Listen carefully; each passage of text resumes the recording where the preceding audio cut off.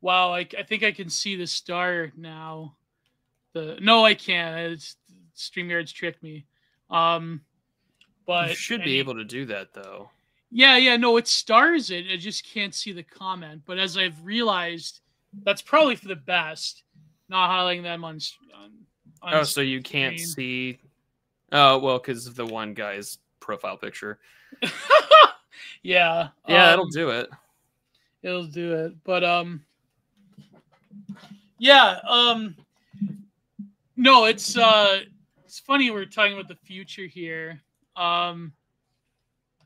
So I don't know. We usually have a topic to begin with, but we're just waiting. Usually we cover the news, or we come up with some nonsensical subject to be in media res about before we even, because we never talk about what we're really talking about when we're before the show starts.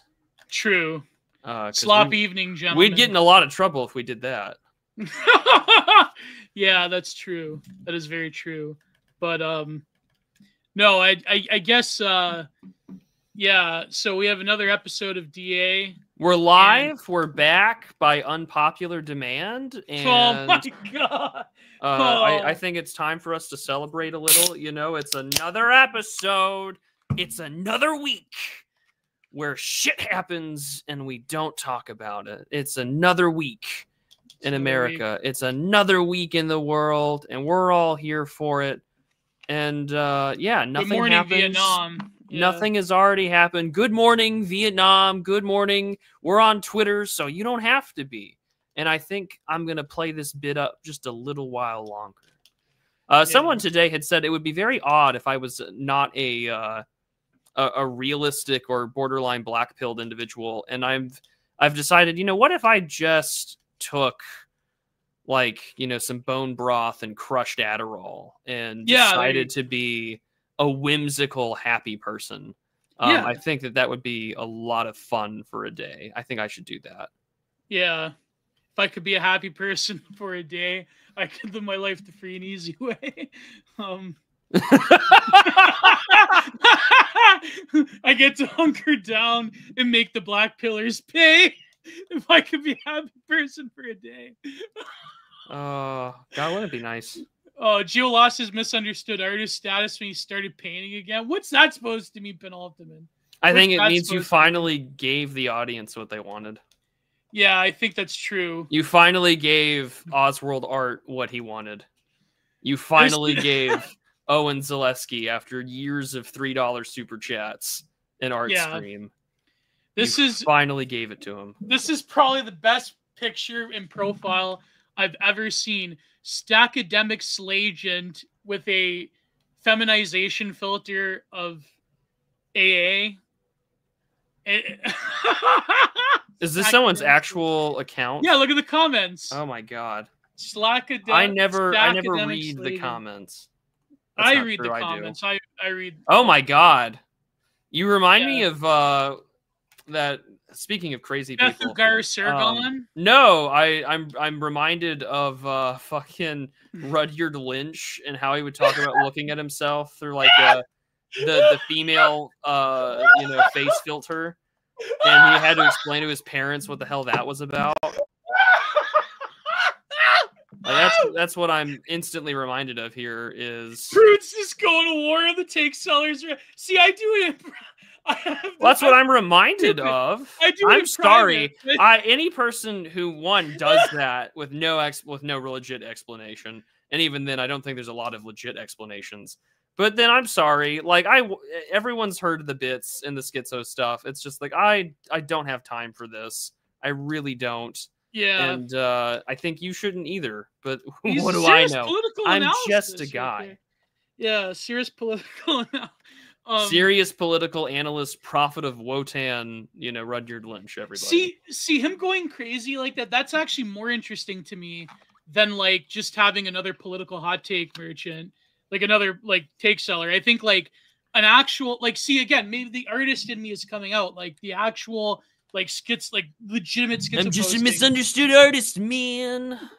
No, that's to me more interesting than just what if the Roman Empire was still around? What if the Confederates won the Civil War? What if America has this another Civil War? Like, that's, to me, like, anyone could do, like, why America's going to hell in a handbasket, you know what I mean? But yeah, like, there's a million Americas going to hell in a handbasket. Yeah.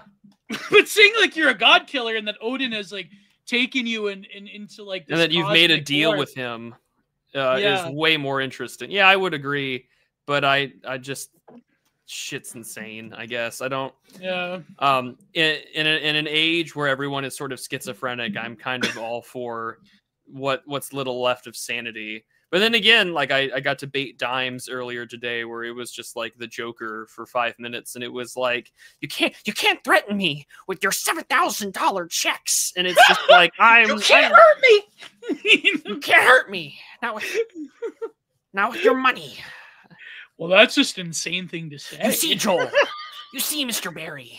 You and I at the Babylon Bee, we're not so different. You can't hurt me with your thinly veiled threats about Megyn Kelly and pagers.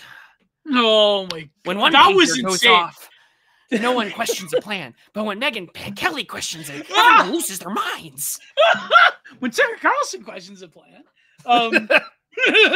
You trust the plan and no one bats an eye. But you say something's wrong and you question it. Everyone panics and loses their minds. This is Kino. I love. See, I gotta drive Prude crazy in group chats more. This is a top shelf Kino. This is the Kino you gotta ask the clerk to go to the back of the store to get.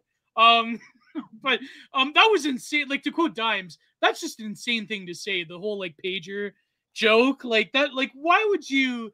Like, it's a pretty damning indictment when more or less everybody assumes that that's a. That's just a threat and it's not a joke. And then when you read the post that they deleted, it was like clearly implying an explosion out back. And it's just like, oh, so this is just like thinly veiled threats of political violence by a particular lobby. Like, okay. Speaking of slop that you had mentioned at the beginning, I'm really excited for my favorite slop, which will be this Friday. Our friend Oren McIntyre's debating Joel Berry on Timcast again over Israel. No, this is the first time because apparently it's been discussed for quite some time. But the first attempt for setting up a debate was interrupted because Joel Berry had some sort of archaeological expedition to go on. I wonder who's paying for that, but yeah, he was spelunking, if you know what I mean. I won't go that far. I will not make statements that could potentially get me sued by a powerful organization. No, we're not money. So I was making like I assumed you were joke. I wasn't implying anything like that. Okay. I was making because get it like spelunking. Never mind. I have a dirty mind. It's okay. Well, I knew that. That's why I was like, I'm not going to imply anything. Oh yeah. Like, did you see that? I let my inner Howling Mutant go. You know, he has a lot of ideas. If I was like an anon, I could compete with Howling Mutant. I'm not gonna lie. But maybe not. Like, no, I shouldn't say that. Howling Mutant's pretty creative. But you were saying, who's hosting this? Is Benjamin Boyd? Timcast. So Tim Pool. Oh no! Oh, because I don't know why you're acting like surprised or disgusted. Like, who else was going to host this great slop? No, no, but like, I mean, of all the debates there's two reasons I lived through them. One was because Boyce is a great host. Secondly, it's because Dave, Dave has the patience of a saint that I wish I could have. But when he gets pissy, though, it's fun. Like, he did that on Follow the Rules. Like, he was with that Counterpoints guy. Yeah. But for some reason, like, Benjamin Boyce actually made listening to Joel Berry and Joel Dingleberry and We'll Call Distance actually, like, somewhat meaningful. But Timcast, I'm like, that's not. Listen to it. What frustrates me the most about it is that like Timcast or Tim himself or one of his co-hosts will interrupt and derail the conversation for like the next 5 minutes, and you just kind of like slowly want to politely blow your brains out, and you just are like, this isn't What am I doing, man? I mean, I used to do that. Well, no, I was actually a little bit restrained on BTR. First year or two, I wasn't, but then it's a skill. Yeah, no, I mean, I think about all these sort of things, and I'm just like, oh, I should have. I could have been, instead of Gypsy Crusader, I could have just put on Joker makeup, and I could have just done Let's Plays. My career money making opportunity on the internet, I wasted on a frog. Well, I mean, everybody loses their minds. Now let's go play Minecraft. That could have been, yeah, you could have, you could still do that. I've thought about it. I have genuinely thought, like, if this channel stops making content and you politely see a strange mustachioed individual talking about video games on some faraway channel with the same editing style of most like white left-wing activists, then you know I've quietly retired, and I've done the Goodwill Hunting thing where I'm like, there's something about a girl, and that'll be my last tweet, and then it's like all over from there. Like John Winthrop, there's something I have to do. There's something I have to do. Yeah, except he became vice president, you know. Like, yeah, true. Yeah. We can't all have it like we that. can't all be vice president, no. Yeah. But there's something I have to do. He died on his way to his home planet. Kolob. No, but I mean, yeah. Speaking of aliens, I recently rewatched K-Pax. Have you ever seen K-Pax?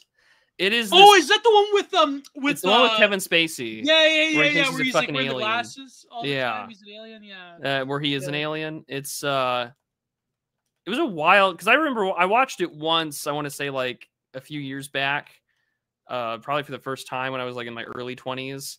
And I thought, man, what a fucking wild movie. And like, of course, this would be something that like it's like I Am Sam, except you don't go full retard. It's just like, I'm going to play what would really be an interesting Twitter personality, which is really tragic because like you don't know. And like the film kind of leaves you with the open interpretation that like actually he is he is an alien. But nevertheless, it's particularly entertaining for me because it's just like, isn't it kind of wild that we would interpret like actual mental illness or a borderline personality disorder, and we'd just be like, wow, what a great poster. What a great entertainer. Not a like, oh shit, this guy needs some serious help. We would encourage it, but that would make us no different than us promoting like celebrities from yesteryear, where it's like, oh, what a troubled soul, but what great art. And then it's like, well, gee, why did they like toss themselves off like a 12-story building? I don't know, but you know, at least we have all their archived posts and bangers. You know, like if heaven forbid, like someone I don't know, if someone were to disappear, so to speak, like I don't know, Stancil or something like that, like we'd be like, what a troubled soul. And then you know, like, but we have all these bangers. We have a whole TV show to memorialize him. And like, I think Gavin McGinnis was saying like that once. He's like, my children have like thousands of hours of me just goofing off on the internet for them to watch. It's like, I'm not really gone. I don't know if I would be very happy with that conclusion though. Like, no, there's thousands of hours of me goofing off and acting like a complete retard with no political sense of restraint. I would be mortified if my future children ever found out what I used to do on the like internet. If you were Gavin McGinnis, right? Well, even myself, like, I mean, yeah, but no, I'm sure your children would appreciate like all of the great insights you've had over the years. Well, maybe. I don't know. Like I don't listen to a lot of my own work, but I'm sure if I were to go find a random DA episode from like a year and a half ago, I probably would want to neck myself. So, you know, all sorts of reasons to be concerned and or worried, and I just think about those kinds of things, and I'm like, ooh, geez, maybe I made a lot of mistakes, and I can't walk them back, and now it's kind of over. Well, I don't know. I think like there's always a presency bias if you're sort of like doing good things now, like the past. Like I do think about that with BTR. Like I probably did say some wild stuff I probably shouldn't have, but like, you know, I was younger and it's like, whatever, you know, it's, yeah, you know what you mean, but you just got to move forward, I guess. I mean, yeah, I guess you could be, there's always somebody worse. Like you could be like, a deranged like lolcow on the internet that does crazy things. And I'm starting to sound like Dimes a bit, but like you know, yeah, you could like definitely like lolcow out, and that's like even worse. But you know, saying saying spicy things in the heat of the moment, I think is like, I mean, everybo's done that. Everyone does have their gamer moments. That is true. Yeah, yeah. But you'll make future cringe right. You're making future cringe right now, Bengal. Is that what you're saying? You're posting cringe, but Mr. Freeman. You are going to lose subscriber. But no, it's just I know what you mean, man. Like, I mean, we all have reasons to be bitter. I guess, like, you know, DA and the whole like mix up of things is like kind of on the smaller end, but it helps to be niche. It helps to be niche, but you know, it does suck. You know, you put a lot of effort and work into things, and then, you know, it's sort of like you see people steal your content or like ignore you, and they reach a certain level, and but that's the nature of things. You know, that's how things are, unfortunately. Like it's just, you just gotta find your own thing without having a totally deranged, crazy moment where you're, you know, of course, you're like spiraling out. You're sending people 20 message DMs about how they're evil and they're cohorting with evil, and before you block them, and you know, it is. Yeah, there's been a lot of examples that you could, you know. But anyways, what's been happening in the news? I don't know, man. Like, is the Mohammed bin Salman of Saudi Arabia is currently having a state dinner. He's visiting the White House as we speak. Governor Greg Abbott of Texas has announced his bid for re-election. So there will be a primary if anyone decides to run against him in the 2026 gubernatorial election. I think that, what's his name? It's like James Tallarico, the wholesome Chungus Presbyterian Democrat. He is definitely going to run against him, or potentially run against Ted Cruz in the Senate. I don't know. He's got options. So, and I think, honestly, he's got a chance at beating Ted Cruz, if I'm being completely honest. Cruz is so bloody unlikable. Yeah. Like, it would be a particularly... I think he could do it. I mean, he came close when it came to... what's the word I'm looking for? He came close, I think, in 2018 against O'Rourke. So, I mean, I don't know what Cruz stands for anymore in the same way. It's just like, well, at least he's not a Democrat. And I mean, like, that line, that line gets incredibly blurred. But I mean, for a lot of people, that's the best selling point you can give. Yeah. In Leaf news, Mark Carney is going to invest millions upon millions that we don't have into coaxing, you know, otherwise American applicant H-1Bs into Canada. They'll promptly go to your local Tim Hortons, but it's not going to work. But because, you know, it seems that Trump isn't budging with the H-1B thing, but they need it, folks. We need it. We need it. But in other news, I don't know. There's not. I mean, there is some news with the war in Eastern Europe, but that's probably for another show. Probably shouldn't get into that. Yeah. It's been a while. I to be perfectly honest, my job does not. I mean, I have like Twitter open on another tab, but a lot of I'm not following the news as closely as I probably should be, which is tragic. Yeah, I should be doing more. Yeah, that's life. That's life. What am I supposed to do? I'm just a guy. But we're talking about the future today, specifically this Wired magazine spread. And I guess before we get into that, I'm trying to think, like, what's been the latest uproar. I mean, besides like absolutely stupid things, there's like not much.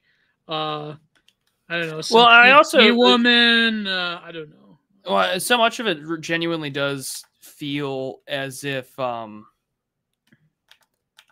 you know, we've had this conversation a million times, you know, where it's like, okay, I get it now, or I understand, and like this is the same fights have still been happening. There hasn't been this discursive break from wanting to fix the issues at hand. And it's like, okay, well, that's understandable. And it's just like, but okay, like that's also where we're at right now, at least. And it's like, I think everyone's just kind of waiting for something exciting to happen. We're all like the little kid on the tricycle from, you know, The Incredibles. We're like, well, what are you waiting for? And it's like something exciting to happen, I guess. And it's just like, well, that's understandable. We certainly want more of something actually exciting to happen, but you know, we'll have to wait. And that's kind of like the Toronto Maple Leafs. Nothing ever happens. It's kind of like that. In gaming news, the hopium has been out and about, because I see like announcements come from, or like reports about reports, and then it's the same meme of Gordon Freeman strapped to a table with like hopium as an injection coming into his you know, his HEV suit port, which I think is entertaining. But it's also like, okay, if something happens, I would be very surprised. The most we've gotten is the Steam Deck announcement, which, I mean, congratulations, Gabe Newell, for reinventing the kebab, but now in portable gaming form. So Gabe Newell, you know, Wholesome Chungus developer, he's finally made a Muslim accessible, you know, gaming console. And I think that that's something to you know, he's doing well on his ESG score. That's good. He's made a black GameCube, everybody. Black GameCube. The kebab's back. Welcome back. My GameCube was purple. They had a black GameCube. Yeah, it's you now. You can buy a black GameCube. It's the new Steam Deck. All is well in the world. No, but didn't they have they had a black colored game? Because remember, like the marketing for the GameCube, they wanted it to be like portable. They wanted you to carry it around. It was cool. It was like, you know, that's what, you know, the little kid Gio. That's like what made me fall for it. It was cool. You know, it was like that's what, like, you know, the grown-ups play. But I did not have a GameCube or any. It wasn't until I think the 360, my dad finally was like, okay, let's go get one, because he wanted to play video games. Because prior to that, I had a Nintendo Entertainment System, but I also just played games on my computer. And then consoles were just affordable, so I kept, you know, playing on an Xbox for the longest time. And then 2020 during the lockdowns, I was like, I should just build a big gaming PC and go from there. And I was like, I'll just do what every other white guy with a bunch of time on his hands does, and I'll just like make a YouTube channel and see what happens, and we'll talk about video games. And then that never happened. Instead, I got to do this, which has been equally good in a lot of ways, because the friends and connections I made have been worthwhile. But it's just like, man, what did I what shall we do, you know, and what shall we discuss today? When did this Wired magazine piece come out? From 2000, I believe 2000 or 2003 to 2008. So this has been a long spread. It was a long spread, there's many of them, but I was gonna say, what was to drill my thought with the GameCube? It's like politics. Sorry, not like, sorry there. It's like the Toronto Maple Leafs, you know, like half the team. Nothing ever happens. Nothing ever happens. They, you know, now half the team's injured. It's over. It's over. I hope they tank to get that McKenna kid. That's the only hope now. By the way, they traded away all their first-round draft picks. No way. No way. Anyways, there'll be a 6-game losing streak tonight unless they win against St. Louis. But let's be real, with half the team gone, that's not going to happen. I like that Gio's just like, you know, not only do I host this show, but I also black pill about local sports. Have you ever decided to call, like, because like sports radio is still a thing, obviously. Like, have you ever decided to call in? Have you ever decided to give your unsolicited opinions on the Toronto Maple Leafs? I imagine. I don't know, maybe. Because, like, okay, so I'm not I'm not a sports guy in the sense of like I follow a team religiously or anything like that. I don't. Like my dad's side of the family is from Green Bay, Wisconsin, and so I guess by birth and by blood, Green Bay Packers. That makes me a Green Bay Packers fan, and it has been in my life as long as I've been around. Just because my parents are both Green Bay Packers fans, and despite my mother being from a family that has been here since before the Texas Revolution and fought in it, she hates the Dallas Cowboys, which I think is funny. But there was, it came up randomly on my YouTube feed. And I think this was like right after, the Cardinals had selected, Pope Leo to be the new Pope. Yeah. And there was this, YouTube algo poll of this, like, I think it was like a 16-minute rant where these two like talk radio hosts just let this caller in and ranted for like 15 minutes about the Chicago Red Sox. Oh boy. And yeah, I heard about this. It's an impressive rant. And it's a guy who is like, I think he's like, just when this was like recorded, he's like in his 40s and he's just like, this has been a disappointment my entire life, et cetera, et cetera. And it's just like really amazing to listen to, because the hosts are just sitting there in the studio just like absolutely like impressed at this like gem out, this crash out. And I was impressed, and I'm not even like a baseball guy. I mean, I like the Baltimore Orioles, but I'm not one to follow it close enough. And so I'm thinking to myself, you should do that. You should just call a local, sports station or sports show and just go ham and just let the Toronto. That have done that. You should do it. I want a Gio crash out on your favorite sports team. I'm not asking for much. I think this would be great content. And it's like, and if you want to hear more takes on this, Giant Art Production, just like totally, just plug right at the end. Yeah. I call into John Oakley. You should. Why not? I called into John Oakley once during Clownvid. That was like, that was a pretty good one. It was over the mandates. I don't know if like someone would find like that archive. They'd be like, I recognize that voice in the archive. It's Gio. It's Giant Gio. From Gio's Content Corner. What a Chad. Should just turn you into a local celebrity. Yeah, I should have like some local terrestrial radio, but like that'd be like impossible to get into, but I could. For a long time, I've thought about like, if I just like paid the fee or whatever, it would be fun to have a radio station on shortwave or just on ham. I think that would be a lot of fun to do. You simulcast it like review of the week, like Review Bra. Yeah, Review Bra does that, which I think is interesting. Yeah, I think it'd be fun. It would be fun, just because old-timey radio.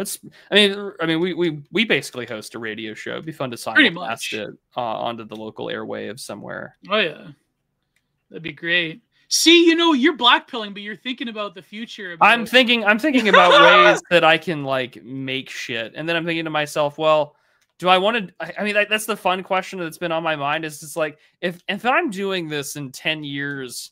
Or I'm 39 and I'm staring down the barrel of 40. Have I made good decisions in life, or have I doubled down on the worst ones possible? And I'm like scraping by for, random donations that are made from guys listening on shortwave radio frequencies. Part of me thinks like that would actually be really cool. And the other part of me is thinking to myself, oh my God, Matt, like what have you done, with your life to make this the reality that you live in. But these are just the things I think about that keep me up. Yeah, me too. And also not being able to like transition into some take selling network. That's also another, but anyways, totally not resentment. I promise. Gio has managed to say single slur and not a single slur in 42 years of being online. No, I've said some slurs. And he's instantly going to Google. 40-year-old podcaster, Mexican trailer home griper. It's a tin shack. It's not even a trailer home. Oh man, okay, yeah. If tin shack. If that's what we become. If you lost if I become that, if we become that, you have every right to find me and don't complete that sentence. And give me Canadian healthcare. That's all I'm going to say about myself. Yeah, but pants. I saw a pamphlet today that I saw a pamphlet today that said it is easier to get fast tracked for MAID than it is just to see a regular GP in Canada. Yeah. God. In some places, yeah, that's true. In some places. Dear Lord. Because it's a specialty, and so yeah, don't look up the statistics of MAID though. Don't look up the breakdown of it. It's really it's a radicalizing statistic. It's very yes. That's all I can say without getting in trouble. Yeah, we're just gonna leave it at that. Yeah. So, but I did this series a few years ago, well, 3 years ago, but just like going through, which I guess we're going to do tonight, because I think it's an interesting exercise to see how people thought about, I don't know, I mean, half the show when it's not, I noticed like a running theme of this show is that we are like the millennial nostalgia channel. In a lot of ways, yeah. In a lot of ways. I'm simultaneously okay with and not okay with. Yeah. But I think it's interesting to see how people actually thought about the future, which really is what fascinated me about Artifacts in the Future, is that it imagined in a lot of ways an extension of what that cultural moment in the early 2000s and the mid 90s was into the future. And it did predict a lot of things, but at the same time, as we go through them, you'll see like it has this very jokey, cynical overtone, but in a very different way than what I think people would predict of the future now. Because it's something that Dave even said last stream. He said, Distributist, he said that it's almost like every political and even cultural project you can think of is the assumption that, well, the world's going to end in 12 years, so who cares? And we don't really have, there is still like a niche group of people around Silicon Valley. In my research, unwavering techno-optimism. Yes. And as I was doing my research, there was actually, a few years ago, I discovered there was this thing called the Institute for the Future around Palo Alto. And I think they deleted all their maps. They had these things called the Maps of the Future, which was very similar to the art. And they actually had their own series of the Artifacts from the Future. And it was like markedly more like quote unquote serious and at the same time more optimistic than what is presented in Wired Magazine here. But before we go, I think it's good to go into what Wired Magazine, not now, like don't go to Wired Magazine now. Because Wired Magazine 10 years ago.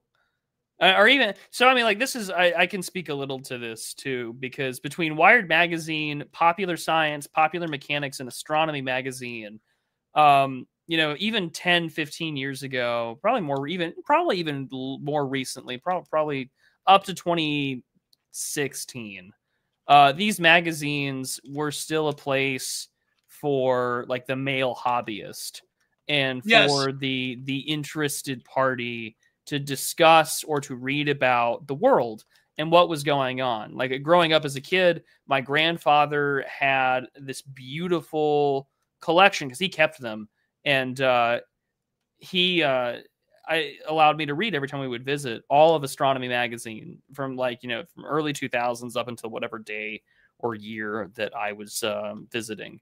And it was always amazing for me to read about all this new literature on relativity or, various models for how we're detecting exoplanets and things like that. Like this was the stuff that really just, as a kid, it filled you with a sense of wonder. Yeah. And it's the same thing with like Popular Science and Popular Mechanics.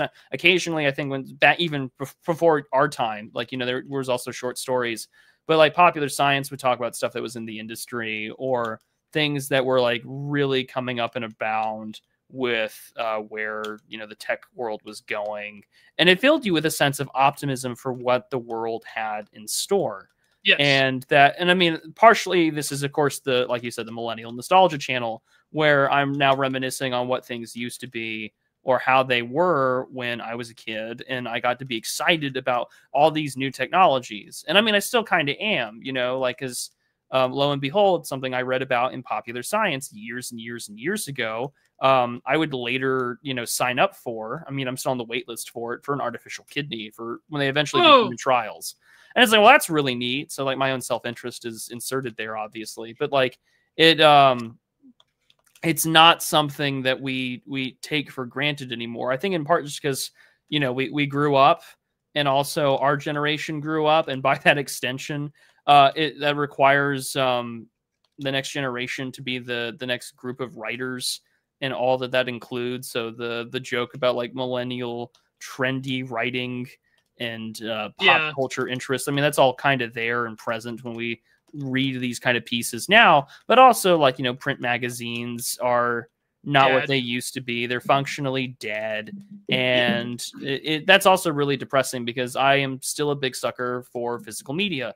And while a lot of people kind of maybe become more and more, I don't want to say agnostic or temperamental on that stuff, I think that it's particularly good to still have something tangible and to hold on to. Yeah. Because we don't do that as much anymore. We really don't talk about the benefits of having something that you can hold on to. And like, I get it. A lot of things, of course, have changed, because like, well, who wants to hold on to things that suck, right? You know, like, why would I want to do that? That sounds awful or terrible. Da da da da da. But when you were a kid, it's like, oh, I could go back and I could read the same thing over and over again. Or even in a more, I mean, like, I think it's definitely like a Gen Xer thing, or maybe I guess it depends on what magazines that you had when you were a kid. But like, no one's jerking off to the Sears catalog anymore, or even National Geographic. It's just like, the internet really changed all that. And so I think that this is the same kind of nostalgia that millennials, as well as Gen Z especially, have clung to, because now they can have a faint childhood memory of this like imaginary before time. And that imaginary before time gives you a chance to think about what the world used to be like, and how, you know, how accurate that is a whole other question, obviously. And that's a discussion for another time. But I think that that's been, you know, what led to the moments in, you know, content creation or artistry that has led to people doing analog horror. And that's evolved now to either go towards prehistoric, or to, you know, rip off Evangelion and do cosmic theological horror, which is interesting in its own right. But it is this weird before times moment where like all of a sudden you're like, oh, I remember this. Or someone had jokingly had made the reference that like, oh, Zoomers think that like 1998 was this like far away deal, and life was somehow arguably, you know, way different than what things are today. And I mean, like, it was. Absolutely it was. But also, for those who lived through it, it's like, it doesn't really feel that way. Yeah, true. Because, you know, hard for me to sell this claim that, you know, life was better, because it's like, well, I lived through it. So what do you mean, you know? But it's like, you kind of did, but probably not in the way that like a Gen Xer did. The Gen Xers did, or even how like this is being imagined as this imaginary conceptual framework for how the world worked, which is a wild thing in and of itself to discuss, because it's like, well, what does that mean for the person who didn't grow up with these things? It's like the same way that you and I would look at those ideas of the world of 2000 from like people written before the Great War, and like their framework for technology is hilarious and, you know, kind of whimsical, but it's like it's based in the reality of the technology that they knew, and they got a lot of things right, like wireless communication, long distance instantaneous transit. That essay Darwin Among Machines pretty much got it right. Yeah, absolutely. And so we could effectively do that. Trying to recreate that is interesting to me, because, for instance, there's a lot of I don't want to call it speculative, but I guess you could call it speculative. Like, there's a lot of speculative paleontology where it's like, well, maybe we have a incorrect model for how the dinosaurs looked like, right? Like the whole feathers versus scales thing. Oh yeah. And it's like, So is our political model for the past or the future different? You know, like Yes. how wrong are we about these certain histories or K lines about where certain ideologies or trends came from? Yeah. And it's the same thing about the future. You know, like we're clearly gonna get it wrong in some ways. I think that this side of things politically has a terrible tendency of being wrong more often than it is right. Yeah. Other than the general assumption that, like, hey, things are going to get worse, which is particularly, I mean, this we're is trying to recreate Boomer World. Yeah, we're all trying to recreate Boomer World. We Yeah. call it Based World. We call it whatever, and we don't ever conceptualize what does a good future look like? Like what does winning look like in such a way where you know, I'm excited for the future. And like I think you had said at the beginning, like outside of a certain subset of guys in like Silicon Valley, like that's nowhere, you know. Yeah. Which I think is a little tragic that the only people who have a sense of enchantment are, of course, the incredibly wealthy or those in venture capital. But at the same time, it's like, well, you know, is that really surprising? Not really. But it's all just vibes, though. It's not. But I mean, yeah. But I mean, isn't the whole point about, you know, planning about the future is vibes based? Yeah. No. Yes. To a degree. But I think that a lot of people are trying to claw onto existing Boomer World social technology. Well, I'm trying to say this without pissing people off. Trying to say this without, you know, just coming out and like saying it, which probably I should, but you know, that would violate the picture of like, you know, I'm wholesome Chungus art man and I would never go after anybody. No, I think a lot of people are trying to graft onto existing, not just in politics, but in all matters of life, as the truly like transformative generation of the boomers slough off, transformative in every way, to the very images of thought of how we even think about what it means to live in society, to live in a polis, to live in a culture. All of this was informed by the boomers and their inability to foster any newer understanding in their children and grandchildren and now great-grandchildren of their own world, their own life worlds, and their own cultural and political moments. And so, because again, the common assumption was that history was all going to end and that there was going to be no dramatic developments anymore, that we'll all just be like grazing cattle, we'll be happy. And, you know, and I think like to look at a lot of what people thought about the future, even in a relatively recent past, I mean, 2003 seems like a world ago, but really was it? I mean, yes and no.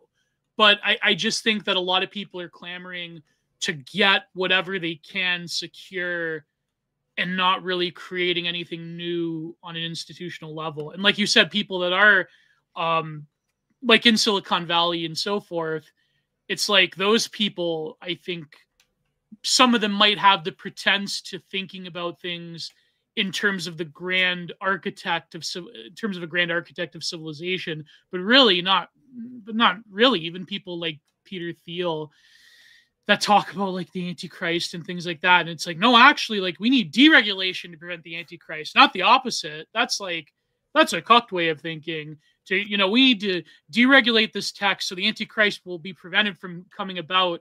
But it just so happens that I'm going to be the one to regulate the deregulated tech. Funny how that works. I'm also the Antichrist. Yeah. No, I don't think Peter Thiel's going to. No. Like, I was thoroughly entertained though in the Morgoth interview with Dimes, where he was just like, then he did the totally normal thing when someone accuses you of being the Antichrist. You go on a lecture tour talking about how the Antichrist would actually do it. You know, a very if I had done it, O.J. Simpson kind of meme. Yeah, I can't fit this glove. I just can't do it. It's impossible. But you know what you mentioned with the Zoomers though, not having a picture of like a positive future. It is true. Like I hate to say it, but a lot of Zoomers, they do have like a very weird relationship to millennial nostalgia, the way that we have a weird relationship to boomer nostalgia. Like, for example, a lot of like the memes and the vibes on TikTok and elsewhere. I know this is like going to be a stupid example, but do you know Skate Jesus? Yes. Okay, so like I think it's from Tony Hawk Pro Skater 3. I think it's one of the skate games. I think it's Skate 3. Oh yeah. So it's like this figure of Jesus, and he's on a skateboard and he's like jumping, he's like hovering in the air through these buildings. And it's like these TikTok videos, and these like they're all over like TikTok and like YouTube shorts. Skeetus, thank you. Skeetus is from Skate 3. Yeah.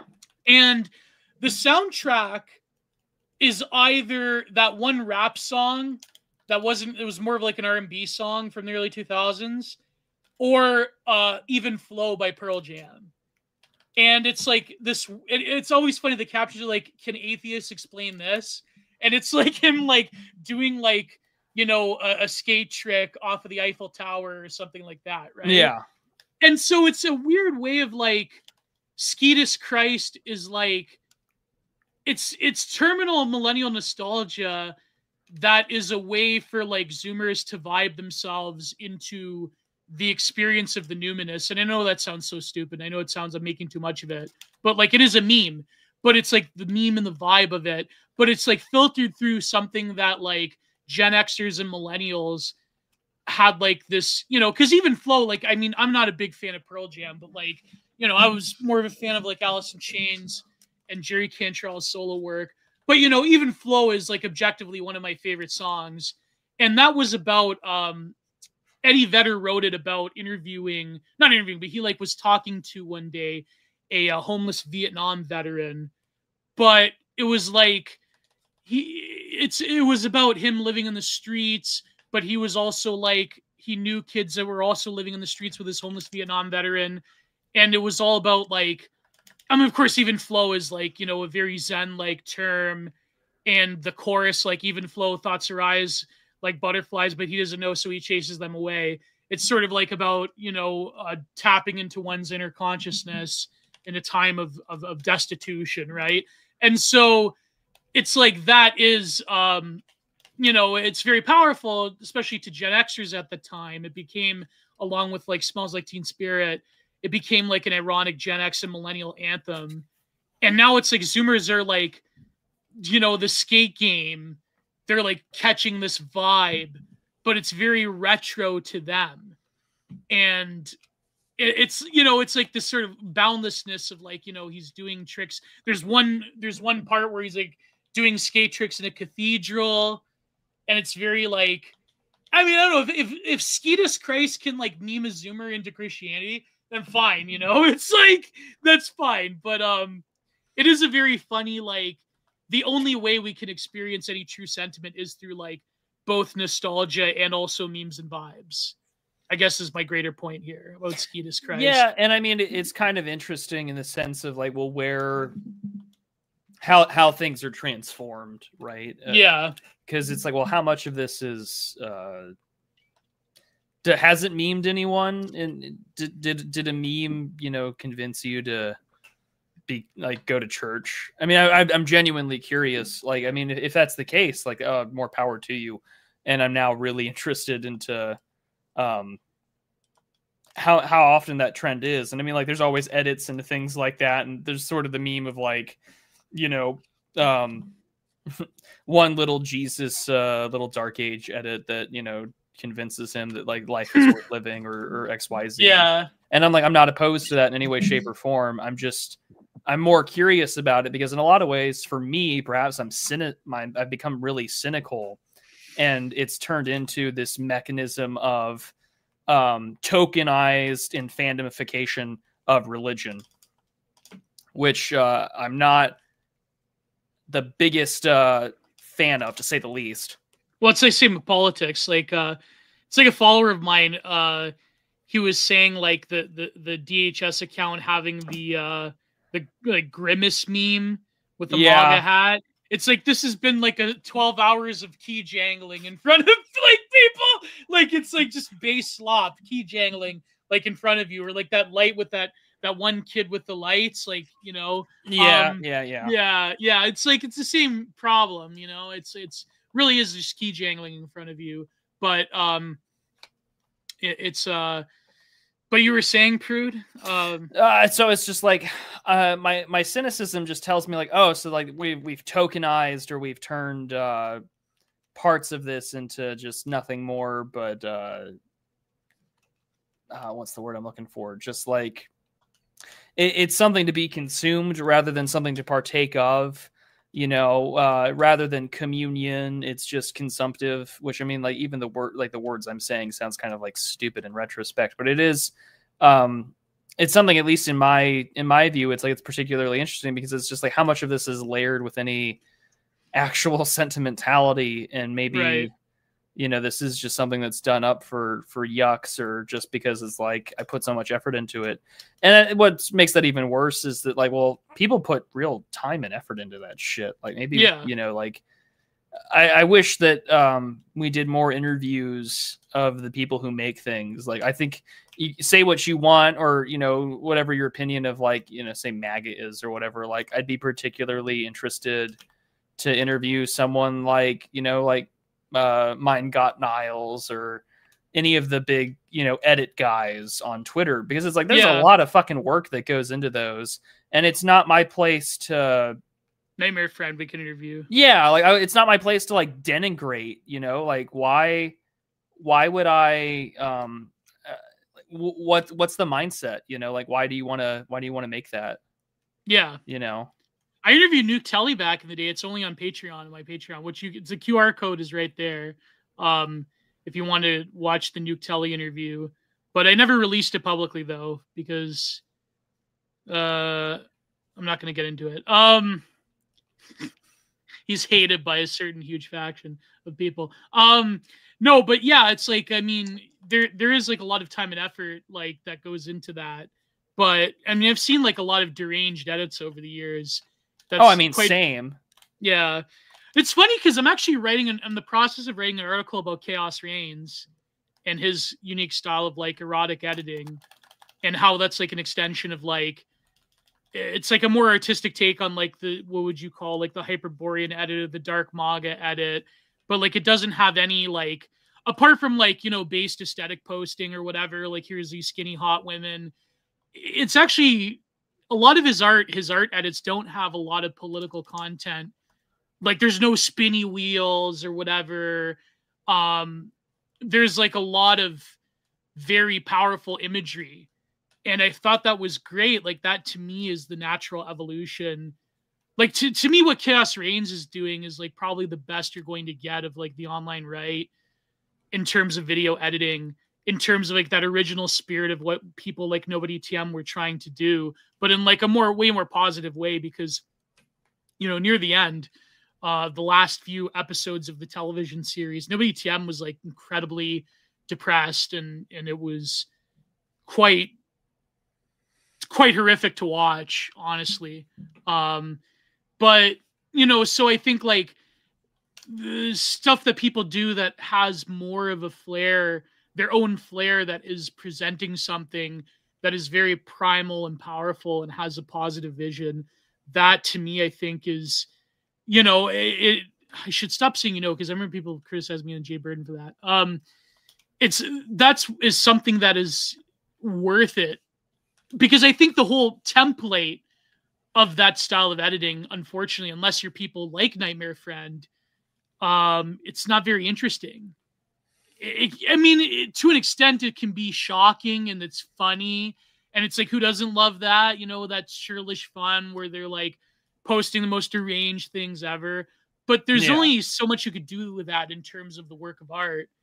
It's but there are like very few people that I think, you know, I mentioned those two names, Chaos Reigns and Nightmare Friend, that are taking that style of like terminally online right-wing editing and making it into something else. And so I think, yeah, that's definitely something. So yeah, you'll see when it comes out. But anyway, see the super chats. Is it going to be published anywhere we know? Yeah, my Substack. Okay. Yeah, so you people have been asking an awful lot of questions that you could be super chatting, hint, hint. I'm like, someone asked about Serial Experiments Lane. We did a whole episode on that. Yeah. I think we did 2. Yeah. You got it already. It's there. And, what do you people want?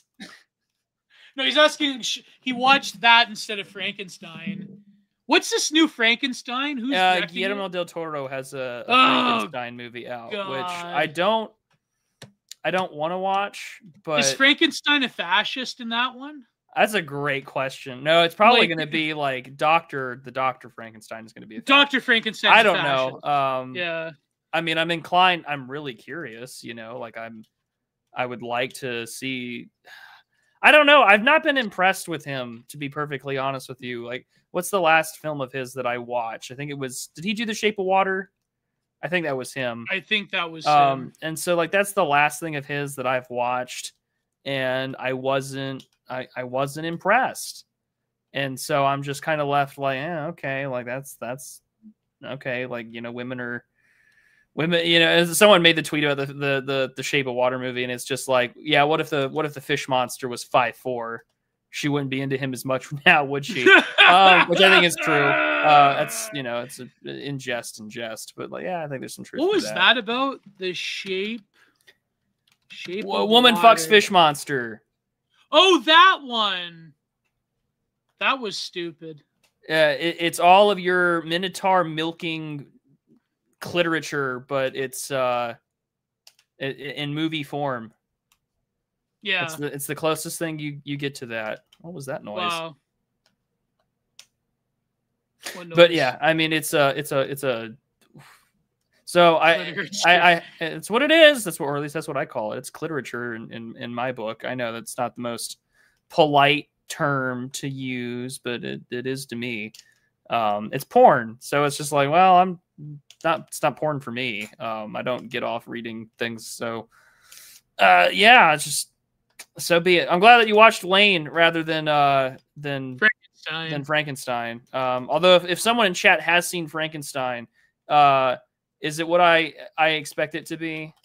But please, we'll only address your comment if it's in the form of a super chat. Oh my gosh!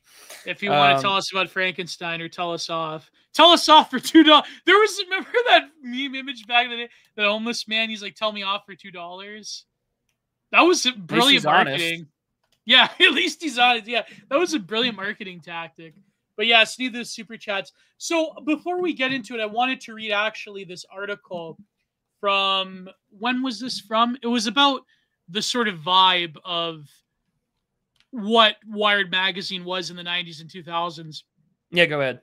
So this is from 2017 by Heinrich Bodker, called Gadgets and Gurus in Media History, journal from Routledge University. Routledge, Taylor and Francis, University Publishing. And I'm just going to read a few sections here. Both Wired magazine and Rolling Stones poised themselves in relation to cultural currents, which established notions and structures were challenged. Wired was thus focused on interactions between technology, people, and ideas, blah, blah, blah.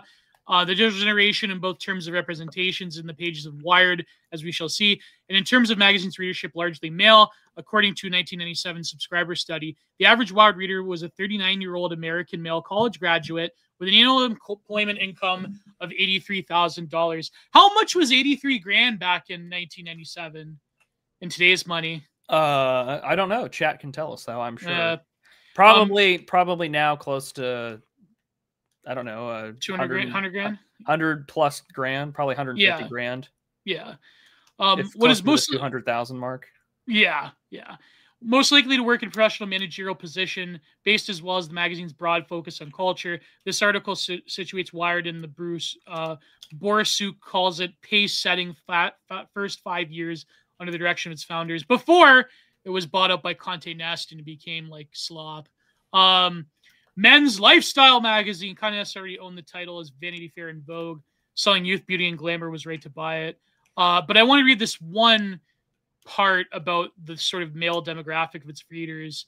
While Wired was indeed focused on consumption, leisure, and pleasure, this was mainly in relation to digital technology and not with more conventional men's magazines, commodities such as fashion, drinks, and cars. This focus on digital products allowed for different ways of reconciling a, quote, male desire for authenticity with what Osgerby calls the widespread influential gendering of modern consumerism, while a spat of new and contemporary, mainly British men's lifestyle magazines was aimed at the new lad, where staunch independent masculine nostalgia and misogyny negotiated the feminine tinge of consumption through irony and a focus on sports, drinking, fashion, and sex. And we'll see with artifacts in the future. That's definitely what it will be. Wired somewhat infused consumption with a productive potential rather than sex and fashion. A staple of many of most men's magazines, the object of desire in Wired were closely connected to digital technology, is the creation of new own space through this technology that paved the way for new masculinity based on straddling of leisure and work. Technology, as Malmstrom is pervasively in masculine expression, there he is continues a materially and symbolically powerful relationship between men and technology that runs deep both historically and in contemporary societies. And let's go to page 5, Leisure Work Masculine Agency. Going through advertisements in issue 3.0 shows two things. Firstly, magazine carried advertisements for the consumer and business products. Secondly, that is difficult to discern in the case of a number of ads, whether they're addressing private people or businesses. He had this point about individualism, individual Macintosh, Wired users, blah, blah, blah. Where is it? The lifestyle portrayed through the ads. Here you go. The lifestyle portrayed through ads in Wired thus hinges on a blurring of the distinctions between leisure and work, consumption and production. As such, Wired more openly confounds a division that has undergirded the content and development of man's magazines in the form of historical delineation between a feminine realm of consumption and a masculine realm of production, while contesting the distinction is integral to the forms of men's magazines in the sense that they are, in the words of Brazil, dependent on self-indulgent and desiring masculinity. This is approached somewhat differently in Wired, though, in his attempts to construct a lifestyle that cuts across leisure and work. This partly takes place with ads, partly in featured articles and in the magazine. Trying to find where he talks about individualism. Where is it? But it basically, where is it? Distinction within the butterfly. Oh, here you go. The bonding implicit in the high-tech rowdyism is a one level deframed through defeminized through technology, killing and desire, yet with the broader future-orientated frame of the magazine. This is about more than simply a shared relieving of some buried masculinity of what Miller calls the hyper-macho masculinity of Wired magazine. Is also the innovative potentials of such experiences and their obsessive authenticity and close synthesis with the unspoken motto of the digital gaming industry, making the unreal real, or anyways, as real as possible. Linked to this is worth noting the big photo at the opening of the articles showing 3 people in jet fighter outfits, and the one of the interviewees arguing that it is simultaneous development which gamesters learned from the military and vice versa. Mustang on the Mac was one of the first in the early 1980s, and the military incorporated elements of it in its own training. So yeah, the video game industry and the military are deeply connected. Yeah, and our friend Schwab has talked about this at length. Yeah. So art and thus is not an end to itself, it is rather a creative means to network career. And Sterling Enns has featured with a couple of Emergé Americans. Bob's a former graphic artist turned network expert. Doug, a graphic artist and network expert who designs computer interfaces, graphics. The Emergé community in the city is real, says Sterling. Some people have coalesced self-expression with social and monetary transformation. You know, that sounds like nowadays. Like Milady. And all those, like, you know, weirdos around Silicon Valley. It's like, I was an artist, but now I work for a tech company. Like that, like all this stuff was happening in the mid-90s. Nothing is new under the sun. Yeah, that's what the word is referring to, Bengal. Immersion? Or, yeah, immersion. That's Emigre, yeah, that's the word. Brazil talked about an Esquire of 1930s, identified a link between expressive individuality and economic opportunity. The strong and repeated admiration expressed by Sterling for men of entrepreneurial action may also invoke Borsuk's comments that Wired was characterized by a broadening on homophiliac hero worship of high-tech coffee achievers, whether entrepreneurial or technologists. Yet, while more traditionally men's magazines had countered the implications of such homosocial gaze by offering signs of robust heterosexuality, Wired arguably does so by transporting male social relations to the level of technology. Masculine intimacy is here something that largely happens around or through the modem. Although very different, the two featured articles highlight how individual and lived pleasure with and through technology, one of gaming, one of expression and connection, can be seen as activities that may be turned into value either through employment, the creation of digital solutions, or simply by participating in certain types of internet networks. For instance, the Well, so celebrated by Ryan Gold, which I believe friend of the show, Ludlow, talks about that as well, the Well networks. So basically, I'm not going to read the rest of the article, but it's all about like the individual conquering space through technology and male bond. Like, it's very funny. Like, after the 2010s, you would never think of Wired magazine as a quote unquote men's magazine, right? Like, it's just totally different now. Yeah. But hasn't this all like? Doesn't this kind of seem like the discourse around Silicon Valley and certain quarters of the distant sphere nowadays? Isn't there something there that where there's nothing new under the sun? It's like, I was an artist, but I'm also like this conquering Silicon Valley tech entrepreneur. And you know, I have this like weirdo collective, and it's like I have an admiration for a certain form of masculinity. It's like nothing is new under the sun. Nothing. And it's like when we're going through Artifacts of the Future, you'll see like it's got that like tinge of like almost like, you know, when I was reading it originally, you know, like Duckman, where it's like I live in this consumerist hellhole. It's like the mid-90s. Duckman is the precursor to the dirtbag left, and I don't care what anyone says. It is the precursor of what has dominated. And it's also even older than that, because it's like even the network. It's just like, I'm mad as hell, and I want you to like talk about it too. And it's like, this is also the same thing that like, you know, that worked for Chapo, and it worked for you know, Cumtown, and it worked for Duckman. It's worked for all these things because we are entirely predicated on, you know, letting people know that like, hey, things are pretty bad and you should give a shit. And I mean, it is true. You should give a shit, obviously, when things are bad, and you should care that like the world that we live in is like sold on this like premise that's absolute horseshit. And like, yeah, I want you to be mad as hell about this, and you should like absolutely care and give a damn. And it's like, okay, cool. What does that mean for me? And it's like, well, it means you give me money on like Patreon or whatever.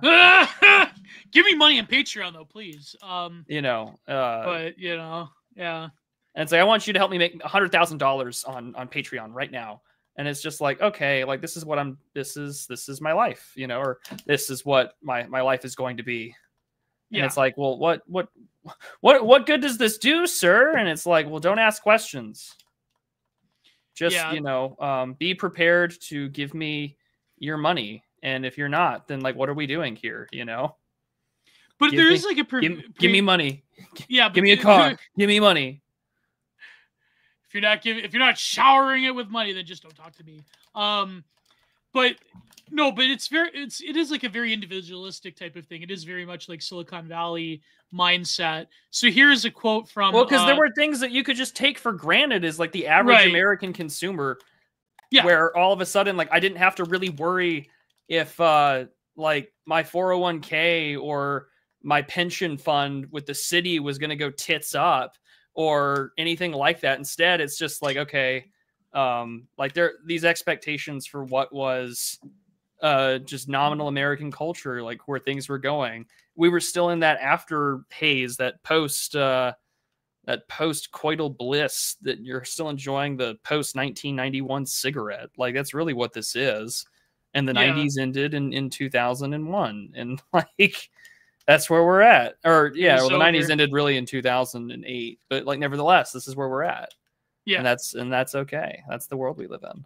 So here's a quote from the special issue journal Men and Masculinities from the same article I'm reading. As we look forward in the new century, we can envisage a world in which technologies become ever more part of our social and personal fabric, not only information and communication technologies, but also various biotechnologies. Neither of these technologies carry the strong trope of the muscular, hands-on engagement that so marked the mechanical technologies of the Industrial Revolution and remains such a strong theme in blue-collar masculinities. So there will be a new gender battles. Will the masculine technology equation be undermined as a result, or will it merely change in character? Judging by the first years of Wired, however, male writers made every effort to appropriate the digital landscape as part of the effort was directly linked to male pleasures. Wow. I'm trying to think of like, what's that guy's name? Brian Johnson? Yeah. Where it's like, I'm going to live forever. Well, that's been around for a long time. Oh yeah, definitely. He's only like the current like Carnival Barker of living of forever. Immortality. Of the Immortalists, yeah. So it's embarrassing to die. No, but that's what I mean. I think like even Silicon Valley nowadays, you still have like that cadre of people, and I think that's why they latched onto the Trump administration, is that there's still like this fantasy of like the muscular nerd. Like, not to say that there isn't muscular nerds, there are, but like as a lifestyle, it's like this kind of like faddish, memeified type of thing where, you know, I'm a tech worker, but I go to the gym and I, you know, read, I don't know, I whatever. It's like, it's kind of like, I understand, like, I can't be so sardonic as to not understand what a lot of them are doing. Like, you know, a lot of people, shocker, a lot of people in the online right work in Silicon Valley or some kind of form of engineering. It's like, oh my God. It's like there is a notion of like trying to be like this sort of modern version of a cowboy or a warrior poet. I'm getting distracted by a huge super chat. Holy crap. I can lift 200 pounds. I could deadlift 200. I'm sorry. I could deadlift 2 plates. So anyways, no, I'm not coping. I'm just saying that like, I understand where this is coming from. And certainly certain people do fit the mold, but I think like there is like, when people talk about like the vibe shift in Silicon Valley towards this, like, you know, alternative lifestyle and health food thing.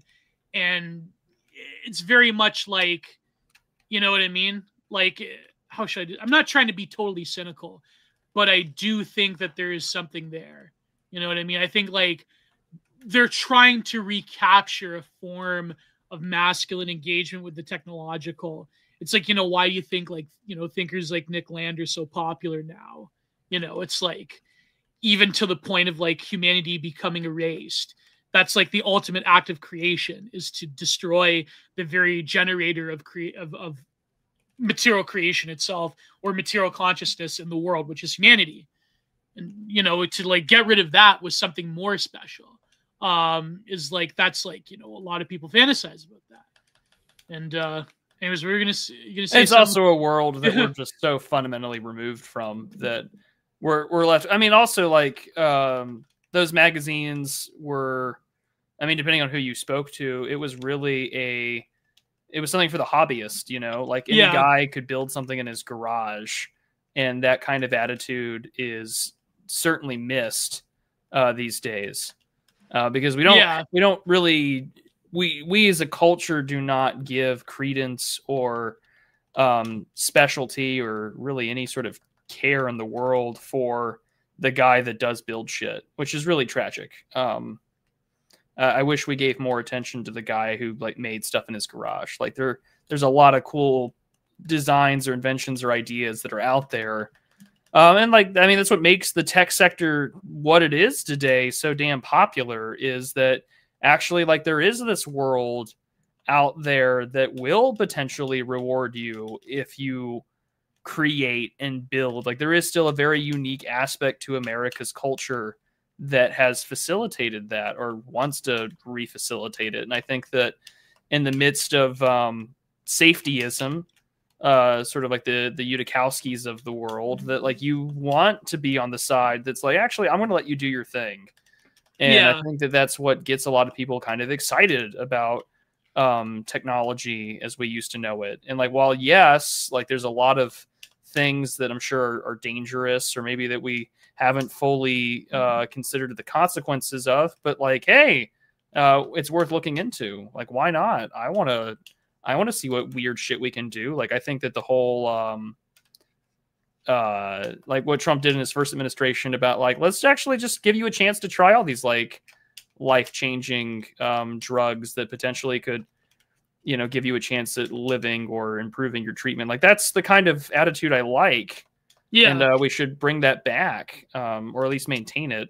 Certainly we don't do that enough anymore. And so like, I get the quote unquote vibe shift, although my cynicism just tells me, oh, regulatory capture, because they're deeply terrified of like what Democrats might do, or more. Oh, like Yarvin was saying that, yeah. Or was he? I mean, if he has the same position I do, that's. I might think about moving to El Salvador, or I don't know, Burkina Faso. Can I move to Burkina Faso? Why would you want to move to Africa? Like, that's I didn't think he said that. He was contemplating moving if the Democrats got in. Well, a lot of people were probably thinking about that. If the Democrats got in, they would move. Oh yeah, or at least there'd be a huge amount of capital flight out of like major coastal cities. We already saw some of that during COVID. I'm sure there'll be more with Mamdani. Yeah, but I think another impulse is that about masculinity in the tech industry is that they kind of do, like, this is something Michael Paul was saying on Timeline Earth. And by the way, you have to DM Berto right now. But I have to DM him. I DM'd him. He saw it. He saw it, but he didn't reply to me. Okay. He said he wanted to make my dream come true of a DA Timeline Earth crossover, but he has to reply to me. So no. So I think like there's something Michael Paul said is that people like Big Yud and others kind of like are visually, like, let's be real, like they're kind of unappealing to a lot of people in terms of their mannerisms and their beliefs, and like they do have like this. Yeah, Teapot isn't sexy. News at 11. Yeah, but also like their ideology is very standard, like end of history Fukuyamaism, you know. Yeah, and so there's like this different cadre of like PayPal Mafia people that have this thing about like wanting to revive both, like what I was saying with Astral, like they wanted to revive like the New Ageism that was sort of like a spiritualized form of individualism, but also like having more of like this masculine Bronze Age warrior bent to it, which is, I think, an understandable impulse if your competition in the tech space in terms of like putting regulations on AI is people like Big Yud. And it's like, and the sort of like end of history liberals that have ruled Silicon Valley for a long time, although I'm greatly skeptical of, you know, like a lot of these people in Silicon Valley, including the quote unquote based people. At the same time, I think like in terms of their mindset, it's nevertheless going to be something that's going to be borne out, right? And I think like because you have a lot of them that did ascribe to what the Trump administration was doing. I mean, a lot of it, let's face it, for cynical ends because of tax breaks or whatever. It's like, guys, by the way, in the chat, don't scare off one of my greatest pay angels, okay? My greatest pay angel, Nikki Vallejo. She's such a sweetheart. Please, just be nice, okay? Like, for once, okay? Like, I am wholesome Chungus women respecter, and it's just you guys are... It's just good business. Don't be a creep. Good. Don't be a freak. Don't be an asshole. We love Nikki, and she gave a very generous donation again, which we'll read at the end of the show. And but anyway, so yeah, I think like there is like a different mindset. I'm not totally condemning these people, by the way. I'm just saying that there has to be an awareness of like a lot of people and their agendas. And but I think like I as we're going through these artifacts, though, I wonder if like even nowadays when people in Silicon Valley or people in the tech industry, I wonder if they still think of this. They still think of like producing things in these similar ways. I mean, a lot of it, like, let's be real, a lot of it in the artifacts in the future is like shoving drugs into everything and like coping with a world that's like totally polluted and bombed out. And, I mean, like, there is that cyberpunk element that has weird parasites everywhere. Yeah. So do you want to get to it now? Yeah, I mean, let's just do it. Or do you want to talk more about the masculinity thing? No. I mean, like on the masculinity front, I mean, it raises like an interesting question because like you're left, like I think that to some extent we've done a really terrible job at sort of, I think that there is some truth that we've like really sort of defanged our understanding of masculinity when it comes to like great builders or inventors, because like it requires a high degree of disagreeability. It requires a significant amount of either like testosterone and you know, all the things that we would consider it.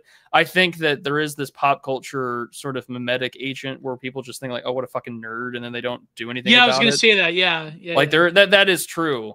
But like in reality, and I think that most people would probably agree with it, it's just like, well, in reality, like most well-to-do smart people I know happen to also be fit and intelligent individuals who have their shit together and aren't, you know, jackasses, unlike these like resentful nobodies or people who consider themselves like entitled. And I think that that's the big issue is like, yeah, there's this entitlement culture where it's like, oh, it should have been me. And I think that that's definitely painted a nasty picture for what we consider to be nerds. Yeah. And don't get me wrong, there are nerds out there. There are absolutely nerds and geeks and things like that. I'm one of them. But me too. I'm entitled to your super chats now. Well, no, I'm kidding. Does not help the point I'm making. But like it goes to show that we kind of left them alone, and then we don't talk about sort of the world or the culture that they've created. And so I think because we don't give them a lot of attention, we've functionally have allowed them to just sort of burn down the village. Well, not just, I won't even go that far, but like they're so alien to us. And I mean, like and very realistically alien to us, because it's just like, why does he call it grok? And it's like, well, if you haven't read Stranger in a Strange Land, you're not going to get the reference. And even then, like, I'm the one who groks, and it's just like, it's an embodiment of a linguistic terminology that no one is going to understand because you're not from Mars. And it's like, okay, cool. And like Silicon Valley, if like you're not in that world, talking to people who work in venture capital is like meeting a Martian. Because it's like, I'm so far removed from that world. When I hear people talk about like getting seed money or how they're like pitching things to people and what their pitch deck is, I'm like, I have somewhat of a clue because like I've done nonprofit management and I know how to like pitch an org for donors, but it's like never to the degree of like, you know, trying to get like, you know, a couple of $100 million to go invest in something, you know, it's like, it's kind of beyond my wheelhouse. So it's like, yeah, like they've kind of speciated. They created their own culture, and because of that, we're all left kind of completely bewildered as to what the hell that even means. And like, okay, fine, so be it. Like we're that's a par for the course of how things are going to be. But then at the same time, it's just like they want to prove to you that like, no, we're not freaks that want to like, you know, like destroy the world or anything like that. We have orgies. Yeah, like ignore the guy that is telling you about all this like really weird Harry Potter and like rational principles and teapot, and we can't name our model Ayala because that would be problematic because that's, you know, the name of a hooker. And it's just like, I won a Red Scare once. It's over. Yeah. Yeah. So it's just like, oh, that's, you know, we live in a weird world. But I think, but I think like a serious point would be that the 21st century has confounded our notions of masculinity and femininity in a variety of ways. But one of them is in relation to technology, where a lot of people assume because the original model of industrial technology being a form of life extension and a form of leisure time. Remember, we were reading the essay by Norman Mailer.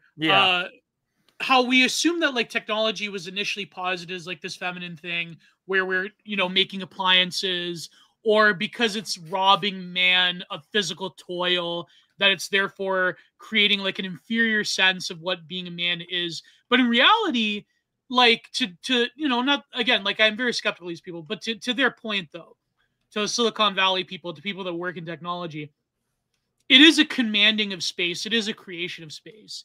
It is a creation of owned space. It is a way in which you can commandeer a different form of reality totally. And that, in terms of controlling resources, controlling governmental systems, in terms of even controlling the very means of life itself. That is, that's like the most Faustian thing you could imagine. I mean, I think like a lot of people in Silicon Valley don't exactly fit that mold of like that rugged, the like what the industrialists did, like the robber barons, that were these rough and tumble people, that like people like Carnegie, but yet they did invest highly into the arts, into culture. And yeah, a lot of them were evil, but they actually physically did go to an oil well or did go to a steel plant. You know what I mean? Like, at least they started off that way. Whereas like Silicon Valley people, I think they do have maybe an inferiority complex, like the men, but what they're doing, I don't think is in any less a lesser form of masculinity, because they're doing essentially the same thing as the robber baron did. They're commanding own space, they're commanding resources. It's just vastly more, I think. I mean, complicated. Well, complicated, but also financialized. Yeah, that's the big problem. Yeah, it's virtualized as well. Yeah, that too.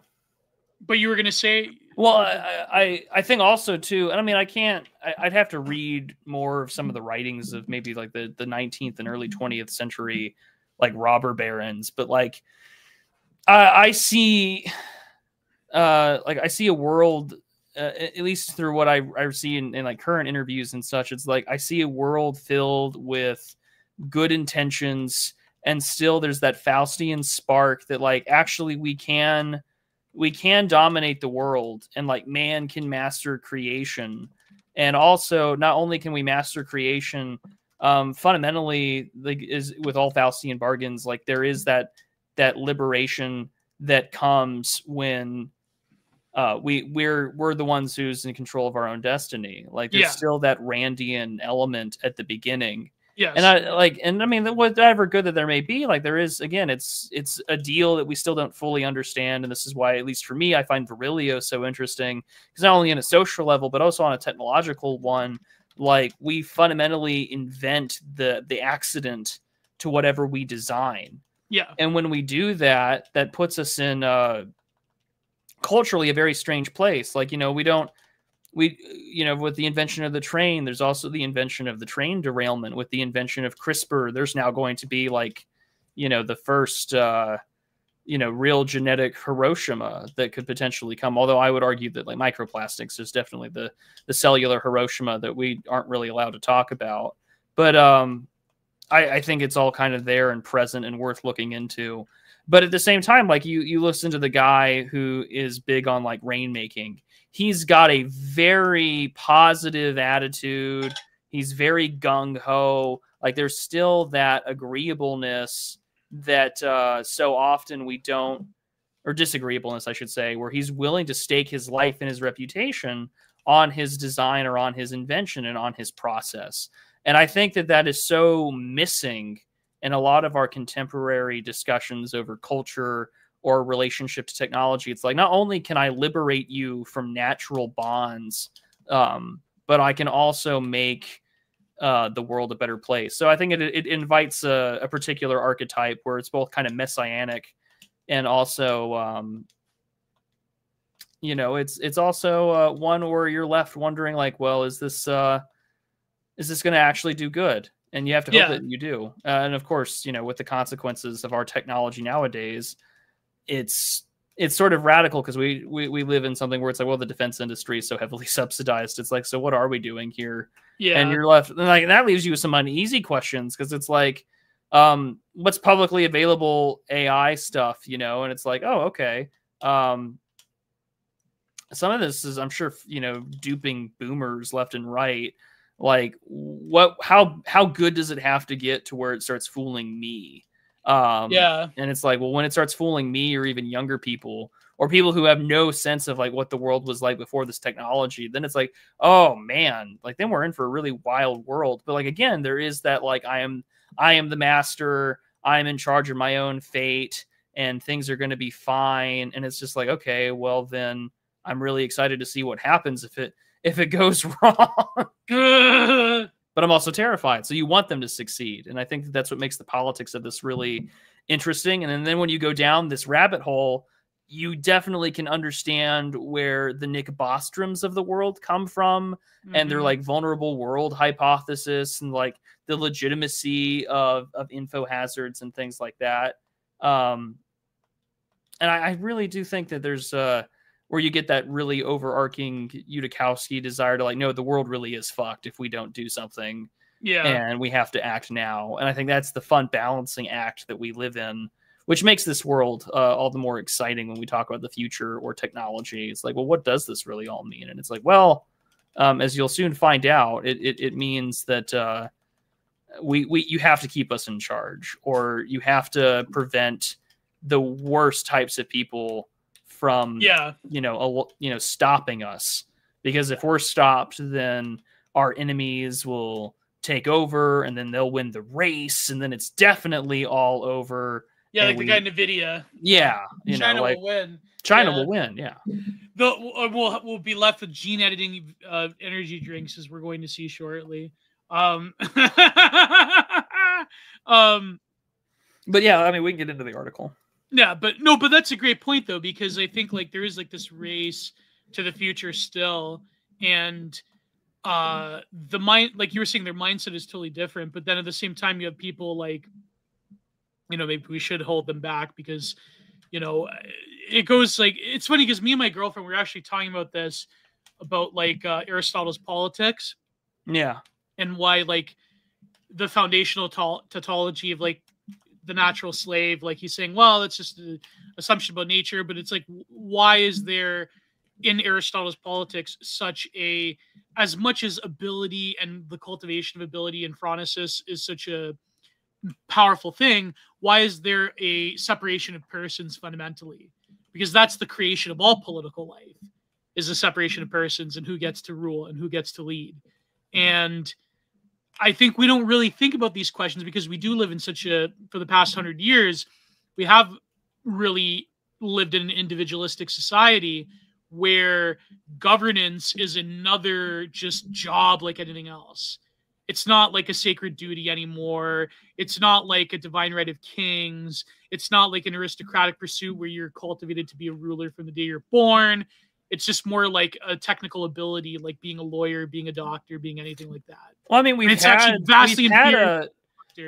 had that like civil society / civil service culture. I mean, it's not like a uniquely Western issue or problem either. Like we've had it in China and things like that. So, I mean, like it's not, I wouldn't call it a fundamentally new problem. It's just, I think that we've certainly let those guys have more of the reins, so to speak. Well, because we live in a, like, again, like a capitalistic, individualistic type of thing where it's like, we can't really commandeer quote unquote private companies who are have technologies that can determine vast swaths of humanity, their futures.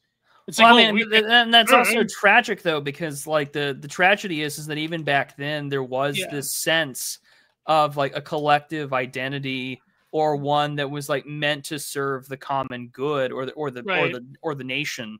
We don't really have that anymore, because it's just like even those that we would maybe consider their views like abhorrent today. It's just like, well, they were like the 20th century robber baron or like technocrat also was like basically, for lack of like polite terms, like a white supremacist eugenicist, and he considered himself like the paragon of like progression, of a progress. And it's like, that's you can't really sell that these days, even if some of our tech guys have read spicy material or were aware that these things existed. I mean, this is what made early neo-reactionary so interesting with the trichotomy that Spandrel put out, right? Because you did have sort of the classic middle American, maybe like religious guy or someone who was like into like Catholicism as an intellectual exercise for governance, because there's a lot of political theory written within Roman Catholic writers and theologians. And then it's just like, well, maybe we could use that as our baseline. And then there were others that were suggesting like, well, what if we were to you know, go the other direction with this and like focus like 20th century progressives on like this ethno-nationalistic techno-commercialism that would allow us to effectively breed out the rising tide of color or something like that. Liberal. Yeah. Yeah, you know. The Richard Spencer, let's breed the superior liberal. That's like that's funny because like a lot of these leftoids, they actually believe that like certain Silicon Valley people, like that's their mindset. But I think like to me, they're vastly overestimating it. I think like, a lot of Silicon Valley people at heart are still like end of history liberals that still believe in like the sort of line going up progress model. Oh, I'm absolutely. Yeah, I wouldn't doubt that for a minute, you know. And yeah, and even behind, like that's the thing too, is I think our friend Garfield Bot, you know, our friend Robert had said at one point in time, he says, you know, if you scratch a reactionary, you find just like a disappointed tech futurist. Yeah, pretty much. Yeah, which I think is true. Because so many guys, like as much as there's the meme about getting mugged by reality, like there is truth to that. Like a lot of people got mugged by reality, and reality said like, oh, the world that you were promised about the future fundamentally doesn't exist because you know, we sold the stars for junk bonds for junk bonds in the 14th Amendment, you know, like that's what we did. But also like the tragedy of it as well, like people. Oh no, it's super tragic. It's tragic as hell. Well, you even talk about like the defense industry. Like I remember people were like, "Oh man, see, they're going to use this. They're gonna use experimental weapons on the Russians, and it's going to be over." It's like, no, actually, if you look at real war footage, like this video, we're all using old Cold War shit and drones. But also, like if you look at, there was this video I saw recently of these Ukrainians. The AFU is in these like these doom buggies or whatever, and they're being pursued by Russian drones. And they go into a field, and the field is filled with fiber optic cables because it's actually, you know, the drones that are impervious to jamming technology are ones that are directly linked to like 1,000-yard cables that are super small. And it's like, imagine in the future that the plentiful soil of Ukraine, that black gold dirt that grew so many things, is like terminally polluted with the microplastics of fiber optic cables forever. It's like, that's like incredibly depressing. Like that's like something that is so sad. Oh, for sure. Not just sad for the people, of course, sad, of course, for the soldiers that are dying, but it's sad in terms of the long view of that culture and that people. It's terrible, right? But that's what's cheaper, and that's how you can have drones that are impervious to jammers and so on and so forth. It's just and then you see, like, there was that one video of like a Russian special forces unit where they're like literally just taking a pair of scissors and cutting the drone wire as it goes by. And it's like, okay, but you're leaving that fiber. It's like kind of like, you know, like Princess Diana had those charities about kids that were being blown up by landmines in Africa or in Kosovo. It's like now instead of that, we're going to have microplastics and fields filled with fiber optic cables. Thousands of miles of fields filled with fiber optic cable. It's incredible. It's like it's tragic.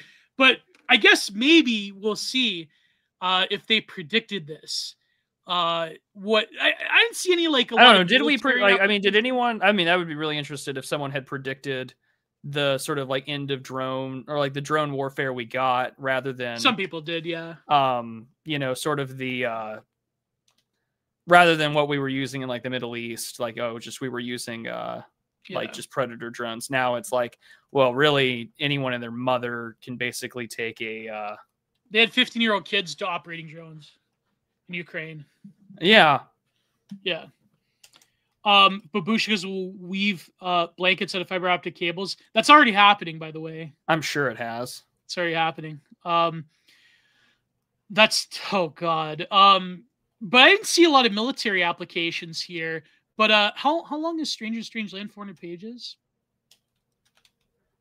Maybe we can find out. Future episode of DA, we could review it. Yeah. All right. I'll read it. All right, share screen. There you go. The Septical Futurist has an archive. This is a blog spot. Skeptical Futurist. Skeptical Futurist. That's crazy. With a C. This is back in the day, man. This was the heyday of blogging. The blog, this is like unqualified reservations. What year is it? This is from 2008. Oh yeah, we're in UR territory. We're actually lucky because if you go to the archive on Wired, they don't have it anymore.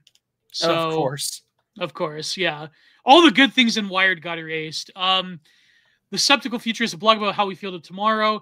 The complete Wired artifacts of the future. Below, find the first year of Wired magazine's innovative, though now defunct, back page feature. Found articles from the future, which started in the February. And I actually have I have 3 hours long videos covering all of it. I don't know if we're going to get to all of it, but some of these are crazy. So here we have, this is your parking ticket of the future, where it has various hovercraft and sponsored by some corporation. And I wonder how they created it. I wonder if they created it with like Bryce 3D. It. Yeah, Photoshop and so on and so forth. Redeemo for 1 City Sony WA packet.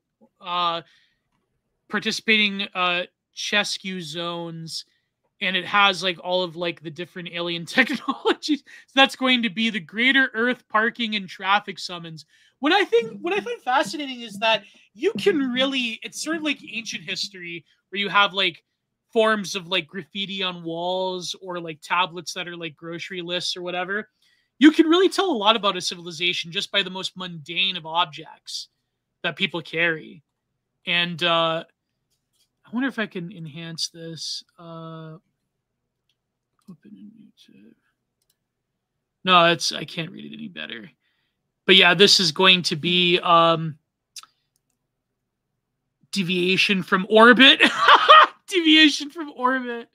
So it's like, your hovercraft has orbital decay. And so that's like, and here's the gene editing. That's a crate. I would drink that. DNA. Own a day, multi-gene formulation. So it would be a gene editing energy drink. Good by 2023. So this is we're even past when this would happen. That's such a cool, that's like such a Y2K type of design. I love it. I would drink this. They need to bring back the glass Sob bottles. You ever had a Sob, Prude? Yes, as well. Yeah. They should also bring back the glass Snapple. Yeah. That one actually pisses me off the most because like I liked Snapple a lot, and then it's just all like, well, best I can do for you is just sorry, it's a glass looking bottle, it's not what you think it is, and it's just like, oh well, that's tragic, and now it looks like plastic, and it sucks. More microplastics in my testicles, please. That's what I need. And here we have a packet that can grow a home. Grow a home. You just plant the seed and the house will appear in 60 I like days. that we've functionally have created, the GEC, the Garden of Eden creation kit. Yeah. yeah.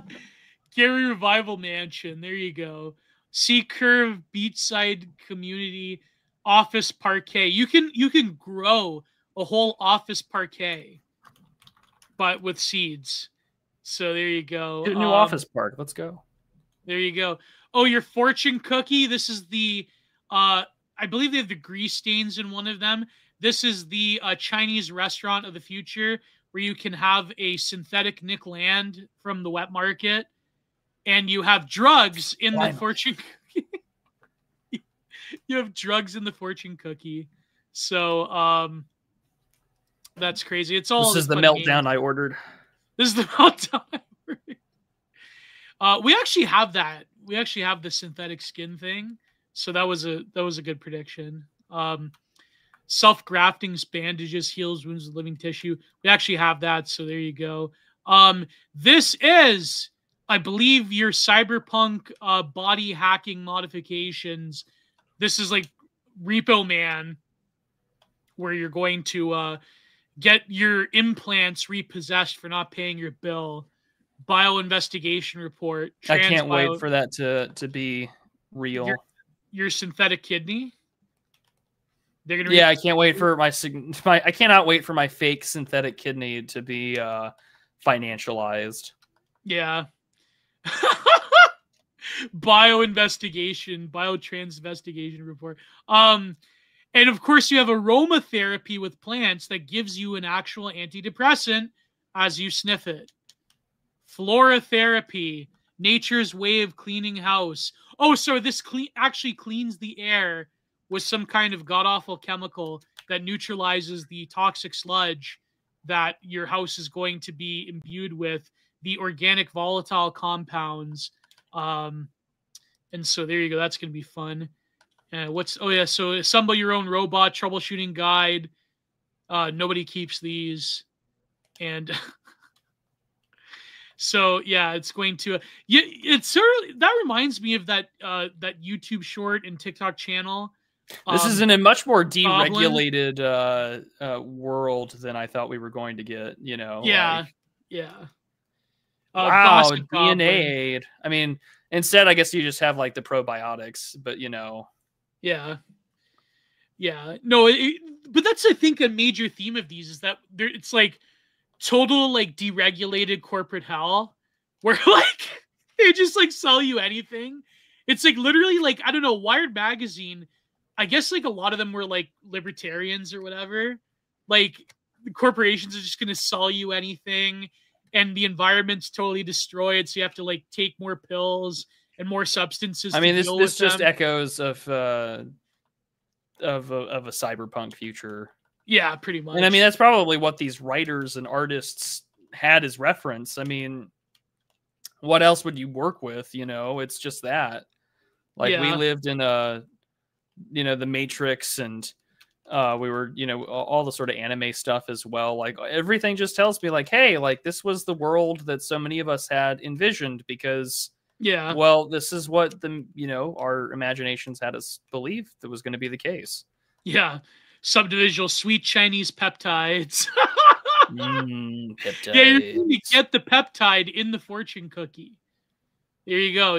That's a peptide. Well, I mean, that's still a thing too, where now you can get, I mean, some of this stuff is like obviously wouldn't be allowed by Olympic competitors, but like there is stuff that obviously works. Oh yeah. That you can, if certain bro docs want to, give you in a prescription, they'll give it to you. Yeah, but Dr. Benjamin Braddock will give it to you. Like it's never been easier if we wanted to like go that route. Like it has never been easier for you to become a guy on TRT. Yeah.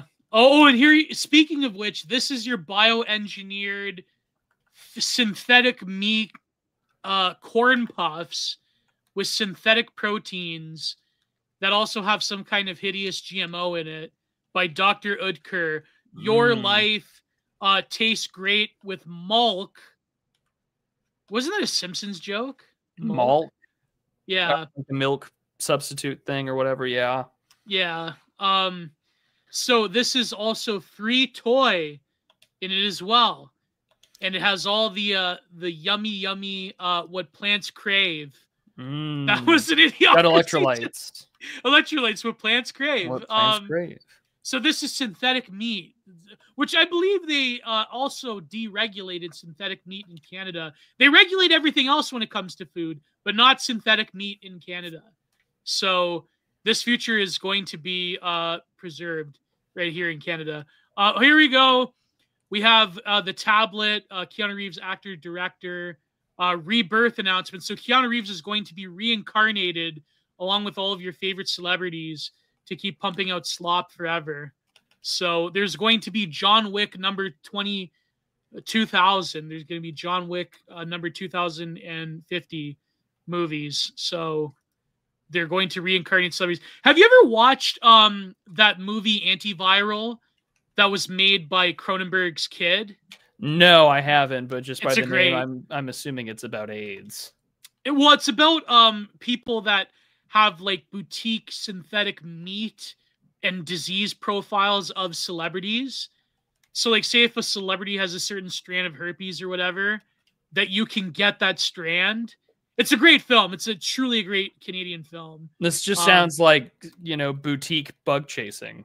Yeah, pretty much. Okay, I'm not going insane. We live in hell. And here we have the Christmas Tree of the Future by Rebecca Smith Hart. So they had a version of this in the 70s, or they wanted to develop one, where it's like a holographic tree. And so I guess nature has been totally obliterated. So now we just have Christmas lights that remind us of nature, but also fantastical and technicolor. I just bought a Christmas tree today. Nice.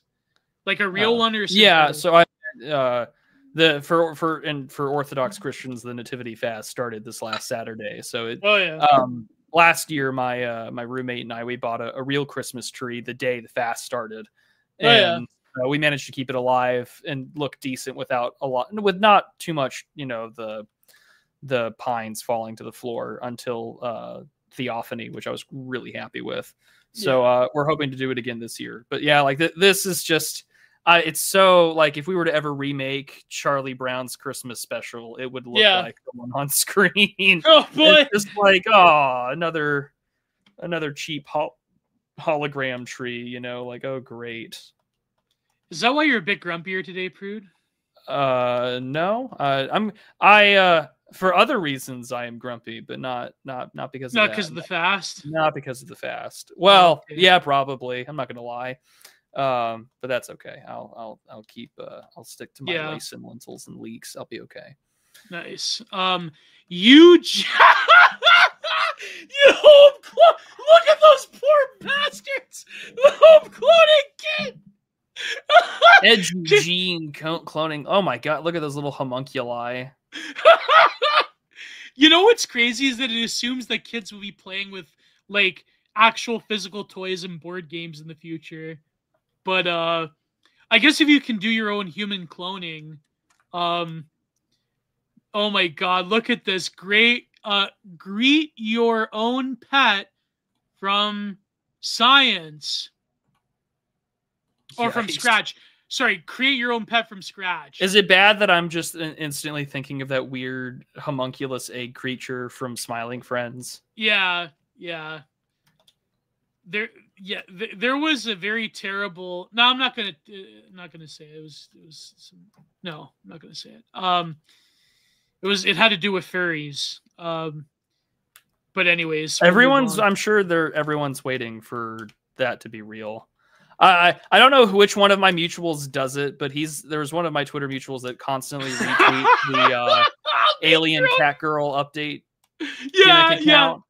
And I'm just like, this is not for me, but like I guess if that's your poison of pleasure, then like I guess in the future you will have an alien cat girlfriend and everything will be fine. I don't think that's come to be the case, and if so, my sympathy, but you know. Perhaps another time. E-syphilis bathwater groiper. Yikes! That one's make your own Richard and I. Make your own. Oh, that's a tweet or a clip from DA many years ago. I wish I could take back. Yeah. So you can be the master forcing creation of new life operation. Yes, exactly. In the future, it'll like creating new life will be a kid's toy in the future. So, terrifying. Zelenol, take 2 and call it morning. What is this supposed to do? Active ingredient. I presume it's a sleep aid. Yeah, but it's like a particular one. Zelenol, so just like Tylenol. Oh, I see. Yeah. Sky cleaning. We're gonna need that in the future. Oh, you even included the graffiti. That's a pretty good WAD style tag. Tuesdays 3 a.m. to 5 a.m. stay indoors. So the sky will get scrubbed by blimps. So they should already have that. I think someone was trying to. Well, I feel like that tech probably definitely already exists, or it should. we have the ocean cleaner. So yeah, I really wish that guy's project would get more money. yeah. Nano deodorant scrubbing dentobites. So it's like deodorant that has microorganisms that will clean you actively, as if your body did not harvest enough organisms. It's going to add more. Scrubbing dental bots attack plaque and whiten teeth. Oh, it's for teeth. So you just put it on, and it will actively. It'll be like little nano organisms, nanobots. Yeah, why not? Why not? Yeah, nothing could go wrong with that. Yeah, absolutely. Just be like the little shrimp thingies in the ocean that if you open your mouth, they'll clean your teeth. Yeah. Is that real? Yeah, that's real. Oh my god. Atkins Pharma fresh beef. So they actually did predict this. There is synthetic meat coming in the way. Well, that had been discussed for a long time. Yeah. Like after, I mean, as soon as Dolly came on the scene, like the question of synthetic meat was definitely on the table. If like if we can clone a sheep, we can probably have like lab grown. Can we eat this? Yeah. Yeah. That I love how like the animator, the graphic artist made it look like particularly horrendous. Like, would you want to eat this? Maybe, I don't know. Yeah, you got to make the appeal to vegan, I guess. You know, like, hey, at least it's not, you know, like an actual cow. Impossible meat. Yeah, impossible women. Oh, I love how they predicted the normalization of anime in the future among kids. Get well soon. You were almost perfect the way you were. Happy birthday, Supergirl. Can't believe you're turning 40. You're everything I want. So I guess it's a get well card for when you have robotic legs. So, oh, and I love how like in the store, they did pay good attention to detail, because every time you go to a dollar store when they have Christmas wrap, some kids always like poke holes into it. I used to do that when I was a kid, if you could see there.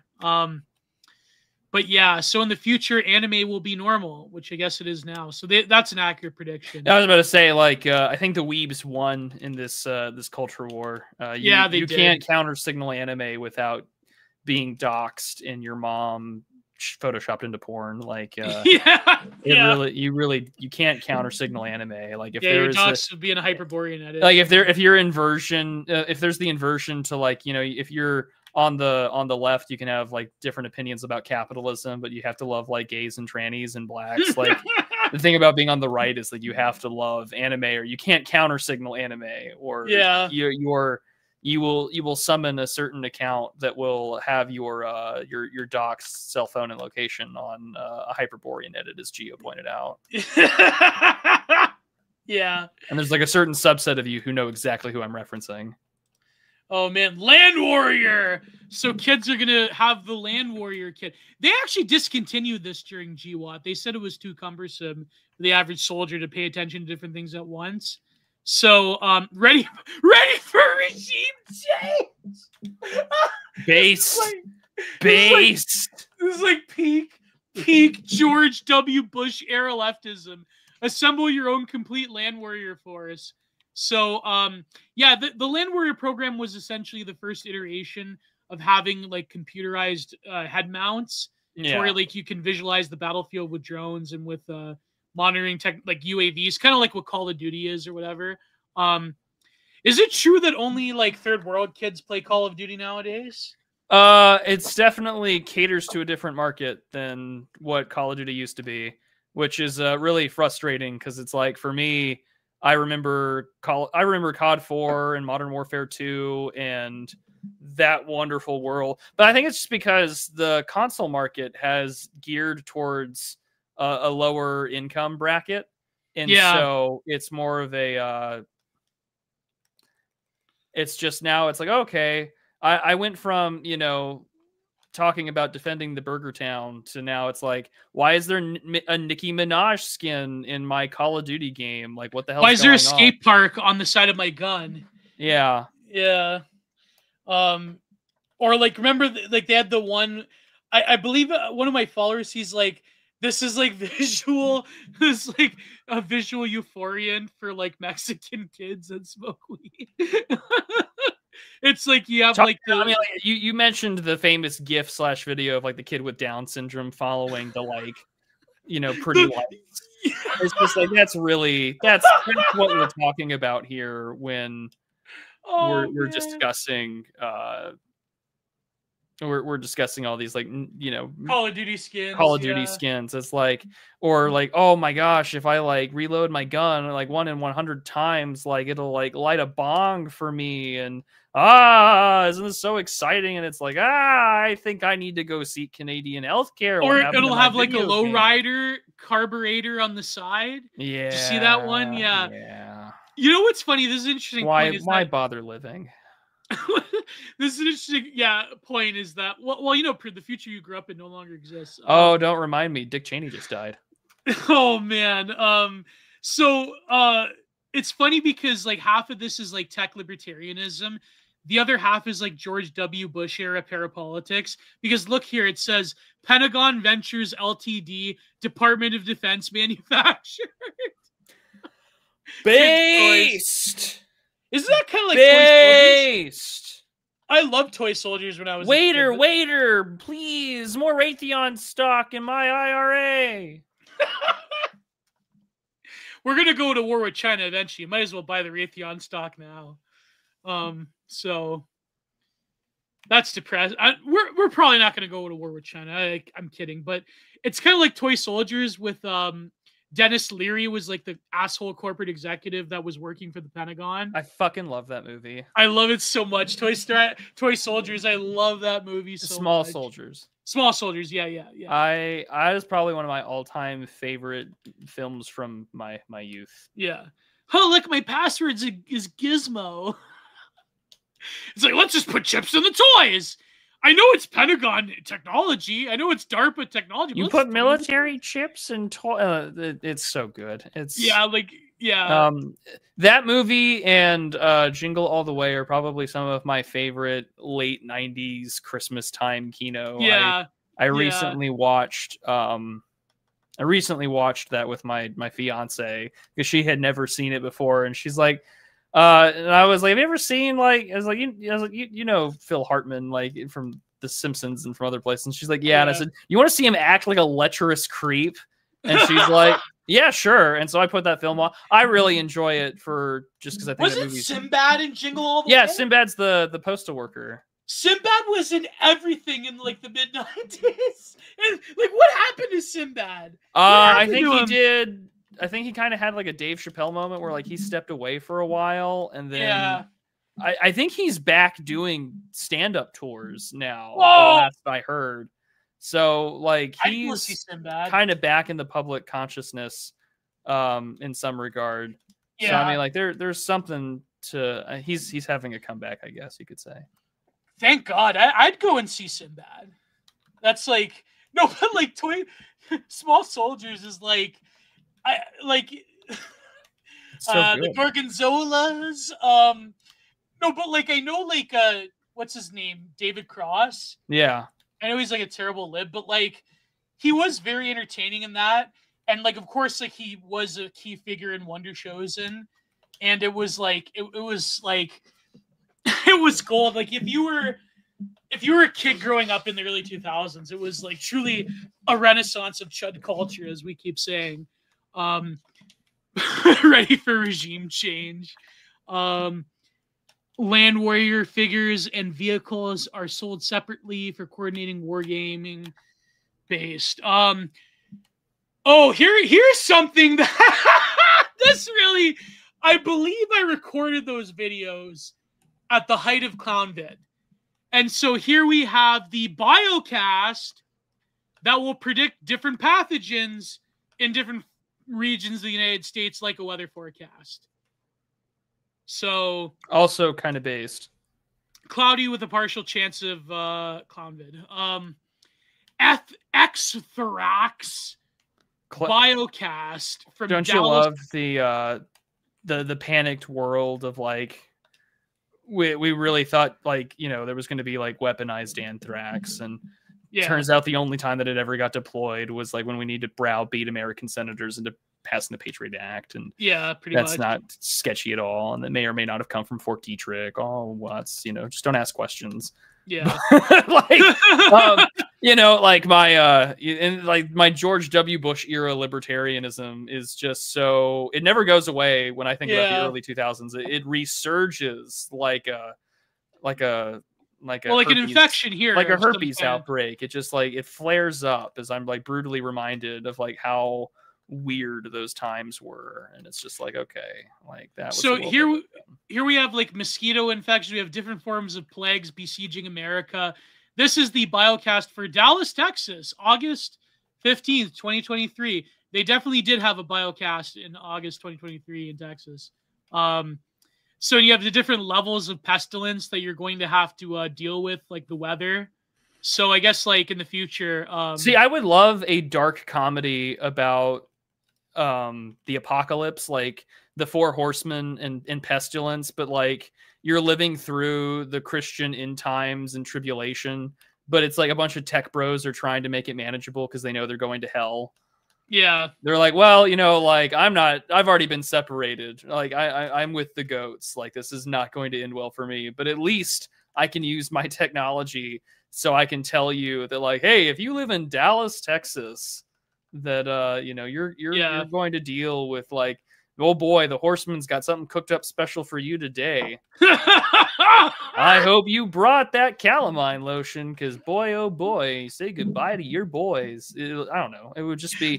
I know that border. I shouldn't be so sacrilegious, but I do think that my inner writer is like, man, that'd be really fucking funny.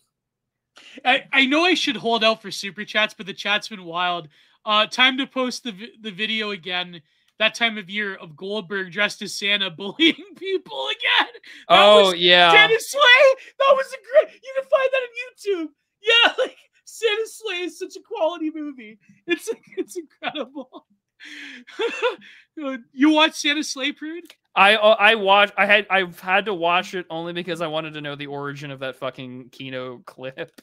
Yeah, like that's the only reason why I decided to watch this film. It has nothing to do with like I'm interested in Saul Rubinik's and movies or whatever. It has everything to do with like I saw a very anti-Semitic Santa commit assault on a Jewish deli, and I was like, I need to know who the hell made this film. I only know it because of Yoshi mentioning it on Night Owls, and I remember last year I watched it with my girlfriend. Like, it was crazy. All Quiet on the Western Front Yard. Well, in the Second American Civil War, that's going to happen. All Quiet on the Western Front Yard. Sinbad Simulation Theory. Sinbad Barbara Streisanding. What happened to Sinbad? So that's great. That's great. Solar Cure. So I guess this is when they predicted that the ozone sunlight is the best disinfectant. They predicted that the ozone layer is going to completely deplete before it started growing back again. So you can only go out into the sun with incredible, it instantly cures sunburns when it happens. So you don't get skin cancer. So wow. Fuck, I wish that was real, Regenerative skincare, yeah, that would be. And here you go. Here's some kind of, they live type of thing. Remember X. So this is for if you're in a corporate board meeting, it instantly tells you the information and the name of the future boss through the corporate synergy. You have to remember this guy's name. So there's his profile right in your Google Glass. That never took off though. It did not. And I remember one of the bigger complaints for like the early stuff in like 2014, 15 was like it overheated too much. And it was a burning sensation problem. And it was burning when homeless people would beat you up with Google Glass on in San Francisco. Of course. That was another thing too. But also it looked wonky and like it wasn't as integrated as like real sunglasses. So it's also like incredibly visually distracting. Like people were like doing things. Yeah, I don't know how far along we've gotten with our technology for augmented reality. In a lot of ways, I mean, we all kind of live in an augmented reality, but not to the degree of like you can't drive with it. Yeah, nor would I want to. It's not to the degree of like ZHP story key performance indicators where like you could wear the glasses that will change the reality around you. Like it'll start like kind of it'll start like, you know, like the loading in GTA, yeah, where like it'll load the environment differently. It's like that. Like that was a part of key performance indicators, I remember. Great story by ZHP. Our friend TR Hudson has a similar story where it's just like a really quick. I think the story is called Eye Trial, and it's just like someone accuses you of like I think it's basically like a cancel culture kind of like you know, sort of a jury trial, except like the consequence is death. Oh my god. And Total it's just repo, like Hudson. really instantaneous. It's a good story. Oh man. There was a Canadian short film like that where the government is collapsing, but they like have this lurid form of crime and punishment entertainment where they like prisoners are starving to death in like this isolation room. And I can never find the name of it, but I remember watching it where this guy gets into like a scuffle in public because everyone turns into an asshole, like hoarding resources at the grocery store.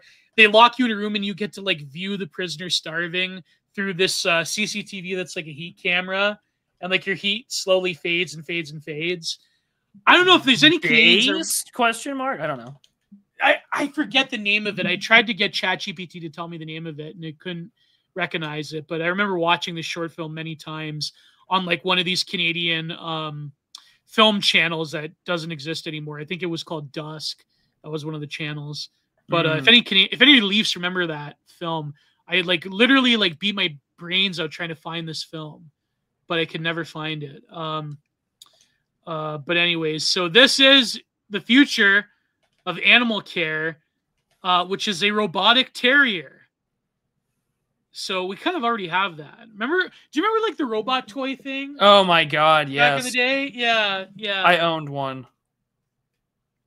You did? I did. I owned one of those little. I don't think it was like the really expensive one, but it was like the little robot remote control dog thing or whatever. Yeah, I remember those. Oh yeah, but now you're gonna have a full robotic AI-driven pet. Oh yeah, never die. That's what I want. Yeah, and it doesn't mitrate upon the carpet. It never dies. That's what we want. There you go. We want a dog that will never die. Oh my god. DNA compatibility test. So it's a pregnancy test that is also a DNA test. So it will totally destroy like Maury Povich, Steve Wilkos. It's over for them. Based. And the French banned it instantly. Yeah, this banned in France. They didn't say that, so they didn't predict that. So banned in France. Banned in France. Monthly airtime charges. So this is going to charge you for air that you breathe. Premium service air. You know what's funny? I remember what professor I had. They used to have in the early 2000s. They had the oxygen bars. Yeah, that was really popular. And he said like he would go before he lectured. He would go to the oxygen bar near to the downtown, and then he would like get zooted up with oxygen, and he'd go and give a lecture on Nietzsche. And it was great. He said it was great. He's like, why did they get rid of it? You know, raises so many questions. We should bring back the oxygen bars, but I believe this is charging you for living and breathing oxygen. Well, it reminds me of that awful film with Justin Timberlake, In Time, where you have the little clock on your wrist, because that's not an obvious allegory for anything, but also like it was, you know, like your wealth, you know, was measured in time, and you know, the rich could functionally live forever, and the poor had to just live for the day, and people would just drop dead if they ran out. Yeah, and you could bet your time in hours. It's a neat concept movie, I won't lie. But terrible execution. Now they just do that with Canadian kids with eczema. Oh, that's cruel. That's terrible. Who takes Zima? What? Eczema, like the movie. Oh, I was eczema. referring to. Okay, right. They predicted Fish Tank Live. Why not?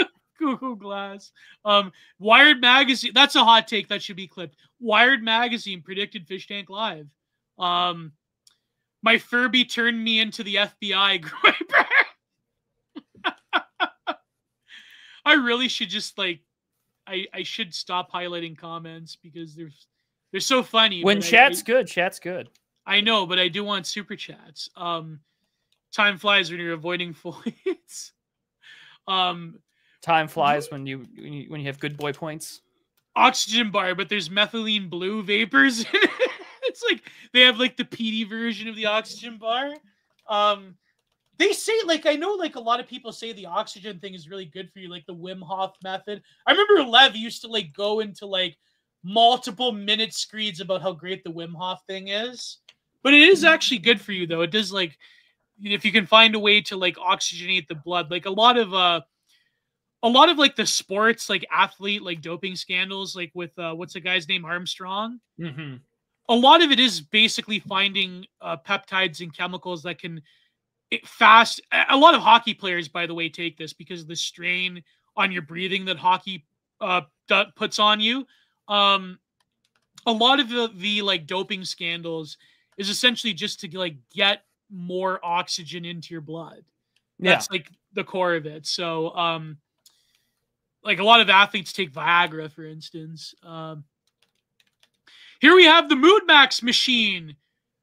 So I'm assuming they have like, they're going to play an audiobook of your favorite literature. And but here it's like you go to the machine and it increases your mood. First kiss. Oh boy, that's going to be very popular.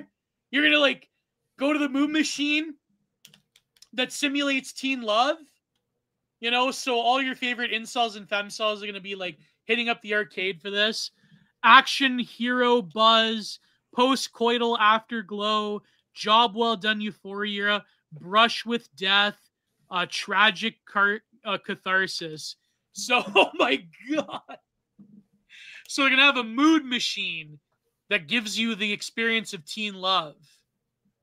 Isn't that going to be great, Prude? I never had teen love. I don't know if I want to go back to those experiences. I don't know. I had teen love in my 30s. No, I'm not making that stupid joke. My girlfriend. You already said it. No, but my girlfriend's older than me, so it's like. Yeah, but you just said it. Yeah, I shouldn't have said it. I was not implying that. I was saying that, like, never mind. Cormac McCarthy-san, is that you? Oh my God. That's Cormac right, McCarthy. Teen love can happen to you even in your 40s. Yeah, Cormac McCarthy had teen love in his 40s. That's terrible. I'm not saying that. But he doesn't endorse. I'm here for the bit. I don't endorse. No, but yeah, you can experience brush with death. Yeah, there you go.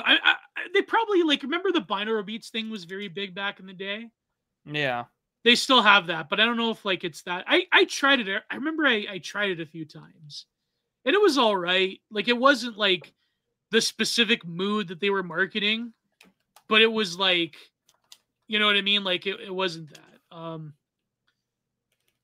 Yeah, teen love sucks. I don't know. You guys, for those in the chat who have had teen love, is that really, when you're a teenager, is that really like, I heard it's kind of BS though. It's not really what it's, you know, this whole like cultural obsession with it is stupid. But anyways, me hitting up the tragic catharsis scenario after my robot dog runs into the road and gets smashed into a million pieces by a Cybertruck bug. That shouldn't be as funny as it is, but it really is making me laugh. It's funny. Yeah. Strange Days when. Yeah. Yeah, well, he was a dream dealer in Strange Days. Yeah. Oh, and speaking of incels, Lonely Hearts chocolate. So it's also a chocolate that you eat and you finally a food for femcells. And you have your Lonely Hearts chocolate while you ignore a million different DMs. Lonely Hearts chocolate brought to you by Hershey's. You can The you can only have mood different enhancer that makes melancholia feel oh so good. you can have mood laced drug chocolate while you're reading the milking stand. What's that book called? The I Milking don't Bar. want to. Yeah, whatever it is. The one that Jay Burden mentioned. The one, the Minotaur milking thing. Yeah. Minotaur milking. Yeah, yeah. And this is an ad from the future. Kevlar. So you're going to have actual clothing. That was like that one mafia movie comedy. Well, we've already got stab-proof shirts now. Yeah. That was my favorite Dan Baltic tweet where he's like, get back to work. We have stab-proof shirts now. So, yeah, you can wear Kevlar clothing for when, urban gang violence is uncontrollable. And all American major cities become, no-go zones for the police. You can wear this. So, there you go. Can you believe that we allowed that to happen? I don't know. I mean, they predicted it, so it's like it's coming. Wow, I can't believe we allowed that to happen. Yeah, it's like, and we didn't even let it happen willingly. Well, I mean, we let it happen willingly. I mean, we just let it happen. Yeah, but Prude, instead of addressing the gang violence, you could just wear a Kevlar suit. Yeah, I know. There you go. You don't have to burden anybody. You don't have to burden the gang. No one has to go to jail anymore. Isn't that nice? No. There'll be prison abolition in the future. Demolition Man, yeah. Yeah, like Demolition Man. Yeah, you'll have like the sewer urchin people. Like I want my cheeseburger, and it's like, yeah, we know Dennis Leary. It's okay. Well, it's funny because Peter Nemitz believes that there's already sewer people in Las Vegas. I believe him. Well, that's why he has to carry a pistol when he goes to change the water filters underground. I believe him. I believe, yeah. So here we have. You don't have to sell me twice on that idea. I wholeheartedly believe that you've got some creepy mutant people. Mutant people, yeah. So here you have the dangerous nanobots in your nose and throat system that Nanodrill is going to take out. So there's just going to be microbots everywhere, the microbot apocalypse, but you can suck them out of your skull with Nanodrill. So there you go. That's good. Good to know. That good suck. Oh, and of course, in the future, Niagara Falls is going to run dry. And the Saudis have commandeered the Eiffel Tower, and Egypt will have snow. So climate change will turn Canada into the Sahara and Egypt into a winter wonderland. So I don't know about that. I wouldn't feel good. I kind of like the winter. Oh, but it's the New York one. It's the inferior version of Niagara Falls. Niagara Falls, New York, because we have the better falls. We have the good one on our side. We have the good falls. We have the aesthetic one. So Paris is going to be Morocco. So that's Paul Bowles, too far off. Yeah, Paul Bowles doesn't have to travel to Morocco. Michel Foucault did not have to travel to Morocco. They could have just waited. They could have just waited, yeah. Instead, they got AIDS. Oh my god! I don't think Paul Bowles did, but it's $20 bills, holograph. You have holographic bills. Oh, it's Walmart. So the federal currency, again, this is like the parapolitics, the more like left libertarian side. So Walmart will basically hand out American tenure. Will be guaranteed by Walmart, which is finally it'll be more convenient. But also, it's kind of predicting that there will still be paper money in the future, which is not. I know. It's like it's 2025. We just got rid of the penny. Yeah, true. We ain't doing shit. Yeah, it's true. Totally wired. Can't you see I'm totally wired now? We'll read that super chat. Oh, here you have special bonus period. Fitter City gyms. It harvests your sweat for biofuel or something like that. Which, I mean, honestly, that'd be good, I guess. Tonight Show. Oh, they'll still have like VHSs in the future. Who's the host of the Tonight Show for this one? Does it say?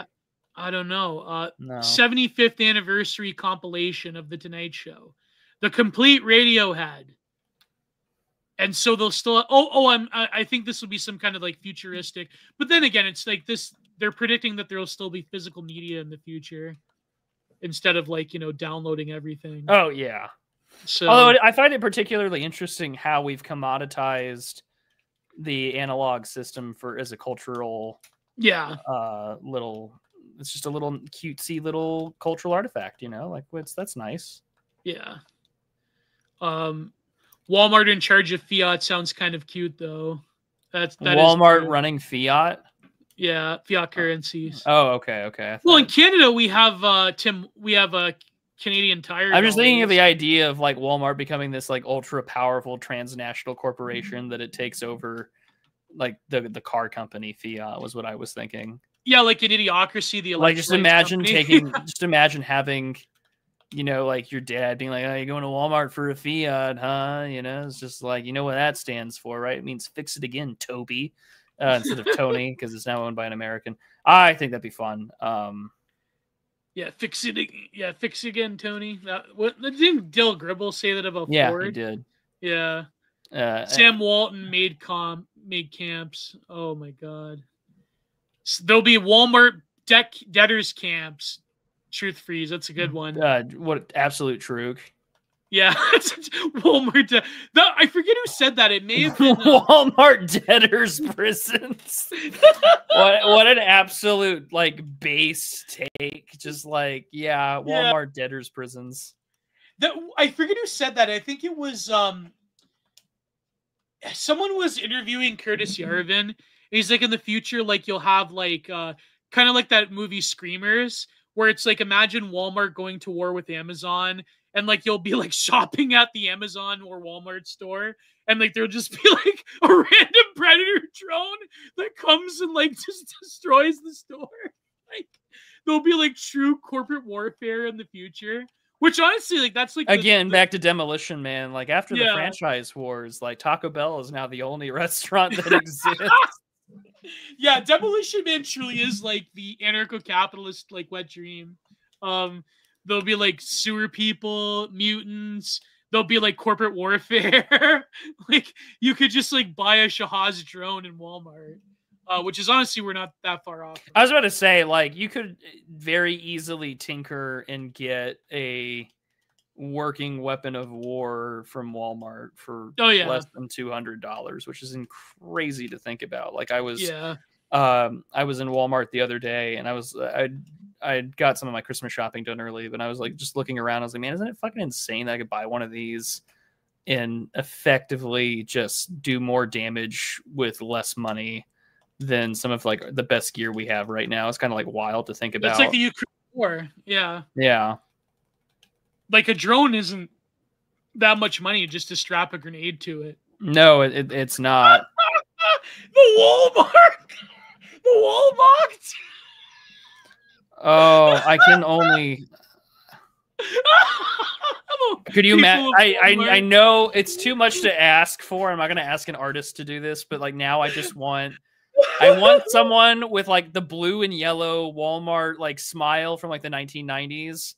And I want him to be like the Walmart greeter, but he's like in an SS uniform. I'm sure like Nightmare Friend could probably do it very good. Like the Walmart. That's so good. That has no right to be such a great idea. The Walmart. Of the absolute dystopian future that I live in. Yeah, Walmart's going to create a martial imperial cult that will enslave a significant portion of America. Lost File. Oh my God. Physical cash rewards for Lost Files. Wi-Fi Cafe, J Wilson 8084, JW Thesis. That's actually kind of clever though. That's like a 90s like tech bro joke. That kind of is funny. It's kind of clever. Yeah. Like a Lost and Found Files. Microstate U. That's pretty good. It's pretty good. We're not too far from that. So here is the local dive bar, gas station, or dive bar or gas station washroom, where you can have all sorts of different contraceptives and drugs dispensed to you in a very grimy dispenser, which kind of we already have. So Yeah, we kind of already do this. yeah. Get back to me when you do something original. Oh, but you're gonna have nootropics in the dispensers. Oh, finally something good. So there you go. When you get into the gas station to get your coffee, on your way to work, you get a nootropic. You know, get a microdose. Yeah, you do that, Prude. I don't. I thought was it you or was it it was Owen Cyclops that said like he's a connoisseur of gas station coffee. Well, Owen Cyclops is, and I took his thing and I used his graphic to review gas station coffee. Oh, okay, there you go. Yeah. Or not gas station coffee, diner coffee. I have a whole little stream on just ranking diner coffee. I didn't do it. I did it as a top 10 list, I think. If I were to ever redo that, I would do the usual YouTube, the visuals, yeah. The what are they called? The tier maker. Oh yeah. Tier list maker. Like a Wendigo, like a Wendigoon. Yeah, something like that. Yeah. Vote station. So this is your bill for voting. So you can vote for whoever. You can vote for Barron Trump in the future with your bill. Oh, based. There you go. This is the barf bag of the future when Richard Branson has the private flights to the moon and SpaceX. Oh yeah, see, look, Virgin. There you go. Richard Branson private spacecraft. This is the barf bag, so you don't have like you're not gonna like have barf particles everywhere in 0G. So there you go. That's pretty clever. On to 2005. What is this?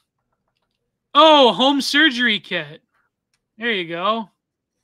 That's kind of like, what was that? Alien, not Alien Romulus, the one before that. Prometheus? Yeah. Well, Prometheus and then Alien Covenant, but yeah, it had the the at-home, surgical dock thing. Yeah. And she tried to have an abortion. To get the alien out. Yeah. Oh, here you have a germ tester for your gas station hot dog. I'd still eat. I don't know if I'd still eat it. Probably not. There you go. That would actually be pretty useful if they had that. Like probably, yeah. They do have germ testers, but this is just like a scan. So it's like you don't have to like waste a lot of money or whatever.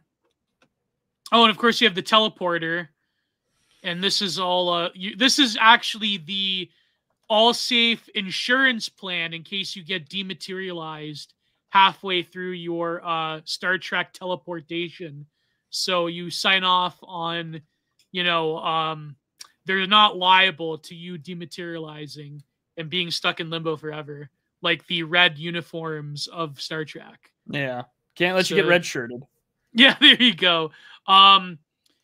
This is your horoscope. I remember trying to like zoom in here. I don't know if I could read it, but we're both Capricorns. So I don't know if I can read it. Our fake horoscope for the fake year that's already past us. December, yeah. Gather the courage to nip office gossip in the bud. Venus in retrograde allows your head to rule your timid heart. Even in your ticker originally belonged to a harvest clone, I won't tell anybody. So again, it's like playing up the artificial. Oh, here we go, Virgo. Your your fluency in Punjabi, Tagalog, and American has severed your has served you well personally and financially. But your personal life is still a monologue. Take a star flight to Venus before it stinks and learn the language of love, Italian, ciao bella.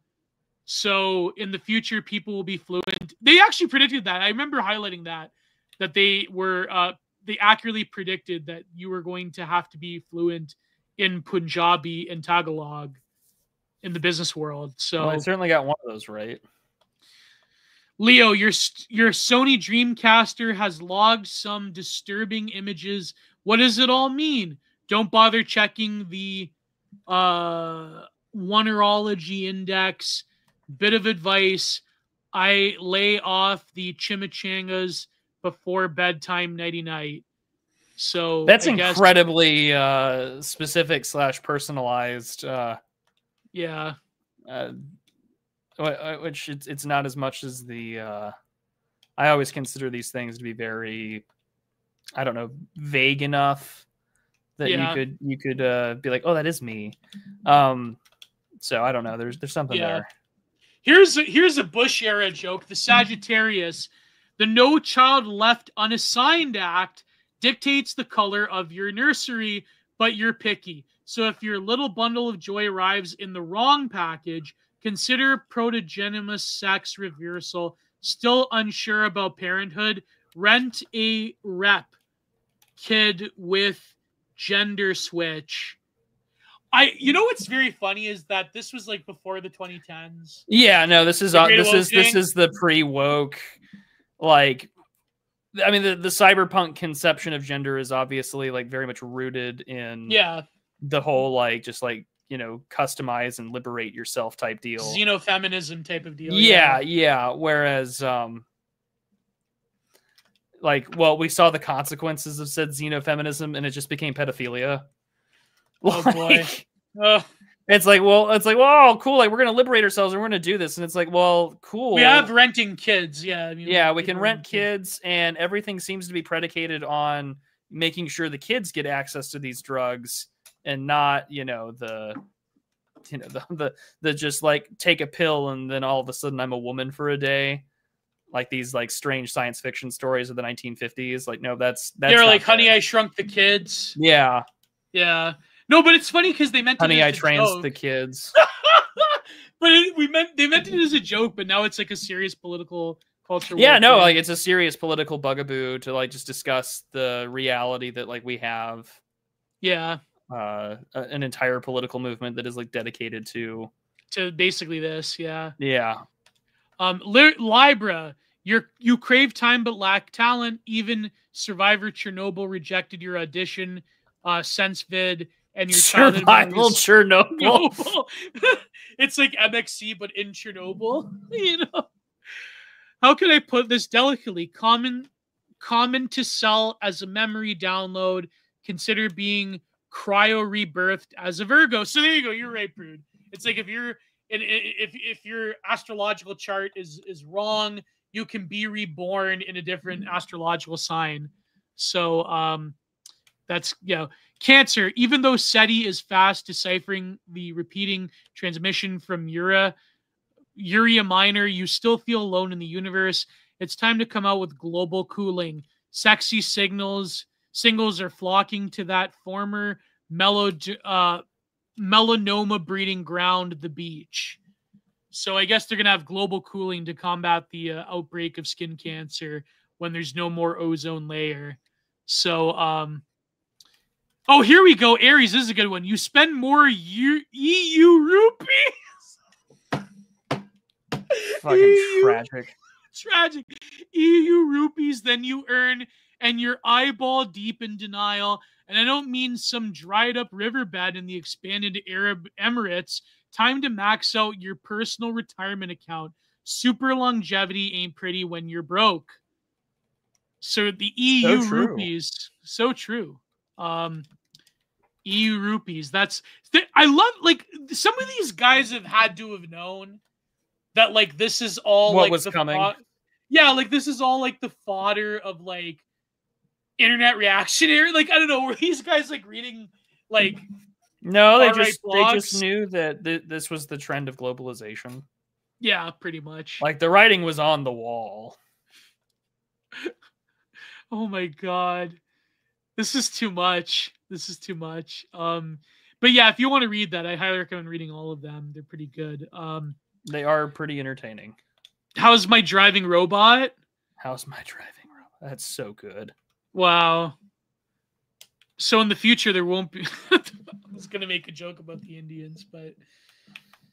How's my driving road? Well, I guess like they've been talking about AI cars for like self-driving cars for a very long time. I don't know, man. I won't say which company because I don't know if it'll like geographically dox me or not, but the Texas one? No. Well, I mean, there are companies in that are in Texas that have autonomous trucks driving around. Like they have watcher cars. Yeah. And I saw one last night I think it's the same one. It's on a route that it's testing in this like I guess region, and it's particularly interesting to watch. They deregulated the rules so they could do it. Yeah. Well, I mean, it's also late at night where there's less traffic. Yeah. So that's another thing too. But I watch it and it's unique to me. Like there is a car following it with its flashers on. But my fiance and I drove past it, and I was just like, I thought it was just cool in the sense that like, oh, there is no one driving that large truck. Like that is pretty neat, and somehow I feel somewhat safer than I do when I'm in the DFW area and I'm on like 75, and I'm just like, oh man, like this is like really scary. This is kind of bad, yeah. This is kind of bad. Like I don't want to be near some of these guys, and then. Like I'm all of a sudden feeling safer about the truck that has driving no your driver. Truck. Yeah. It's an interesting world I live in. Yeah. But it is one of those things that still kind of fills me with this sense of I guess I don't want to like I guess childhood wonder or something where I'm just like, oh, that's really cool. Like, isn't that neat that exists? Which is silly, I guess, in retrospect to say, because it's just like, well, I knew this was coming, but like it's just cool to see in person, I guess. I don't know. Yeah. People forget that everyone will be homogenous sludge in the future thing was like an optimistic prediction in the early 2000s. Oh, that is true. Where everyone was like, this is what Americans will look like in 2050, and it's beautiful, and it's just like they're going to speak Swahili Punjabi. We're all a weird shade of beige. I remember. Yeah. You're gonna speak like Tagalog American South. Yeah. And it's gonna be beautiful. So true. You want to do a few more? Yeah, we can do a couple more. All right. Go to the super chats. Oh shit! I realized what time it is. Yeah. One more and then supers. Antivirus, cold and so it tells you it's the smart mirror. The smart mirror, which people are developing. Oh yeah. So let's see if any of the good ones here. Oh, this is gonna be the crossword in the future. Rice, Ibo. I mean, you'd have to like zoom in there, but Otis, space. What's that say? Satellite docking station, Mars transfer point, Van Allen Hilton. I remember there was this one where it was like going like on a vacation to Mars, but you're in like this particularly shitty, like cheap flight to Mars, and there's like debris, there's like garbage everywhere, and there's graffiti on the walls to like your cheap flight to Mars. And it was pretty funny. Oh, it's funny it mentions Van Allen because I'm like, did we change the name of the radiation belts? Yeah. I don't know. Now it's more questions than I'll get answers. But I mean, this was it feels rather uniquely innocent. This was the world that was predicted for us. Yeah. Someone's talking about Yellow Mangoes of Brazil film.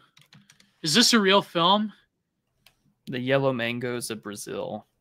Mango Yellow. 2002. I heard of this film. I think my mother watched it back in the day. I wonder if I could find a version of it. Is it on Tubi? You gotta check if it's on Tubi. I will check, but let's go to the super chat. It's not real if it's not on Tubi. Remember that. True. There was this Russian film on Tubi called Orange Love, but they got rid of it. It was pretty good. They were like, some like Russian oligarch paid them to stay in this castle, this like decayed abandoned castle for like a few months. It was a really good film. It's called Orange Love. But anyways, let's go to the super chats. It's getting late. This has been a great stream. It's been fun looking at the world that was predicted that we grew up in. Never came to fruition. It's just something far worse. Something worse, yeah. Like, would you? But let me ask you for the super chats, Prude. like, would you rather live in this like corporate dystopian hell world of cyberpunk and gene splicing, or would you rather live in like what I think we're kind of heading towards? Yeah, which is like, I guess like the state hasn't disappeared fully. Although I think Ludlow came out with a book recently he wanted me to review about like actually a lot of this stuff is coming into fruition. But I wonder like of our model of geopolitics and culture and this nation state model, like some aspects of it are dissolving, but I think like this sort of like, to me, what's interesting about Artifacts of the Future, what I said years ago, is that it's like this sort of like trashy Duckman. You're criticizing everything. It's like this corporate hell world, but there's something kind of sexy and appealing to it as well. There's something like you are like existing as an individual in this future, and there's all these horrendous diseases and threats that you have to take, you know, different exotic forms of drugs for, and you're living on these arid environments, but it's like these consumable products make life at one end terrifying but also interesting, but it's mundane. It's like a very different feel in the early 2000s when it comes to futurism than what people predict nowadays, which is either like utopian nonsense or just like total collapse. And there's no in between. So like, what do you think about this? I still think a lot of the things that this has been discussed probably already exist in a way that if someone were to point it out to us, it would feel so obvious and we would be calling ourselves stupid for not noticing. And so I do think a good chunk of these things probably do functionally exist, and we're either in denial and we're like, well, it's not like what the image says. And it's like, well, of course not, because no one gets like a 1-for-1 accurate representation of whatever the future is. But I wouldn't be surprised if almost, well, with the exception of like space travel, that a lot of these things kind of like functionally are here. Yeah. And like those are some uncomfortable, uneasy realizations that like, oh, this kind of like funny cyberpunk satire of the world that's being discussed here actually does exist. I live in it and it's hell.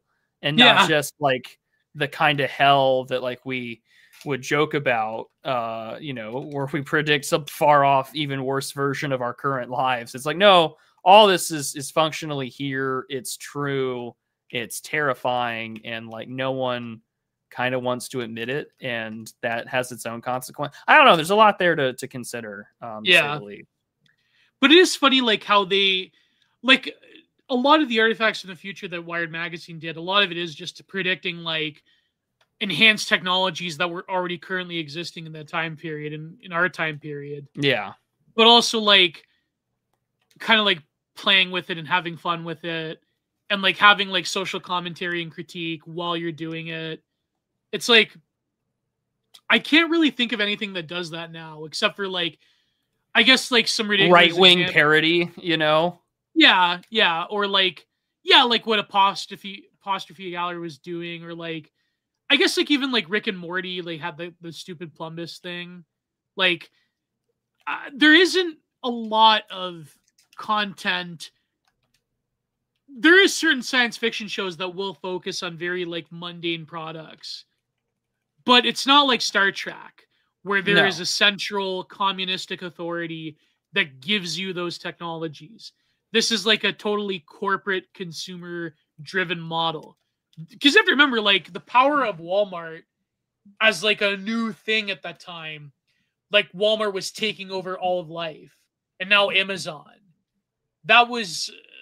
there was a little bit of that in Futurama. That's true, John Goros. But, like, how corporations have this unique ability to take over all of life. That was, like, a startling thing back then. Now it's, like, everyone knows, like, well, you know, Amazon... is essentially like almost like a functioning planetary government in a way. In a way, but not really. Not really, yeah. Not to this extent.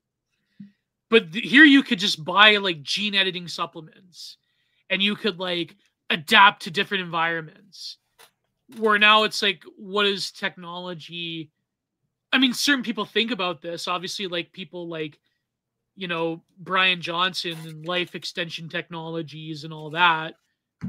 but in terms of mass consumer goods, Yeah, that still seems very far away. Whereas like 20 years ago, people thought this was going to be just a common thing. Like you could go to a gas station and, well, you probably could go to a gas station and buy life extension technologies right now, but life extension pills. But I'm kidding. Remember we had that bit about the gas station pharmacy? I think that was from Schwab. We ripped that from yeah. I remember that one Schwab space where he's like, you go to a gas station, you just have your pharmacy right there.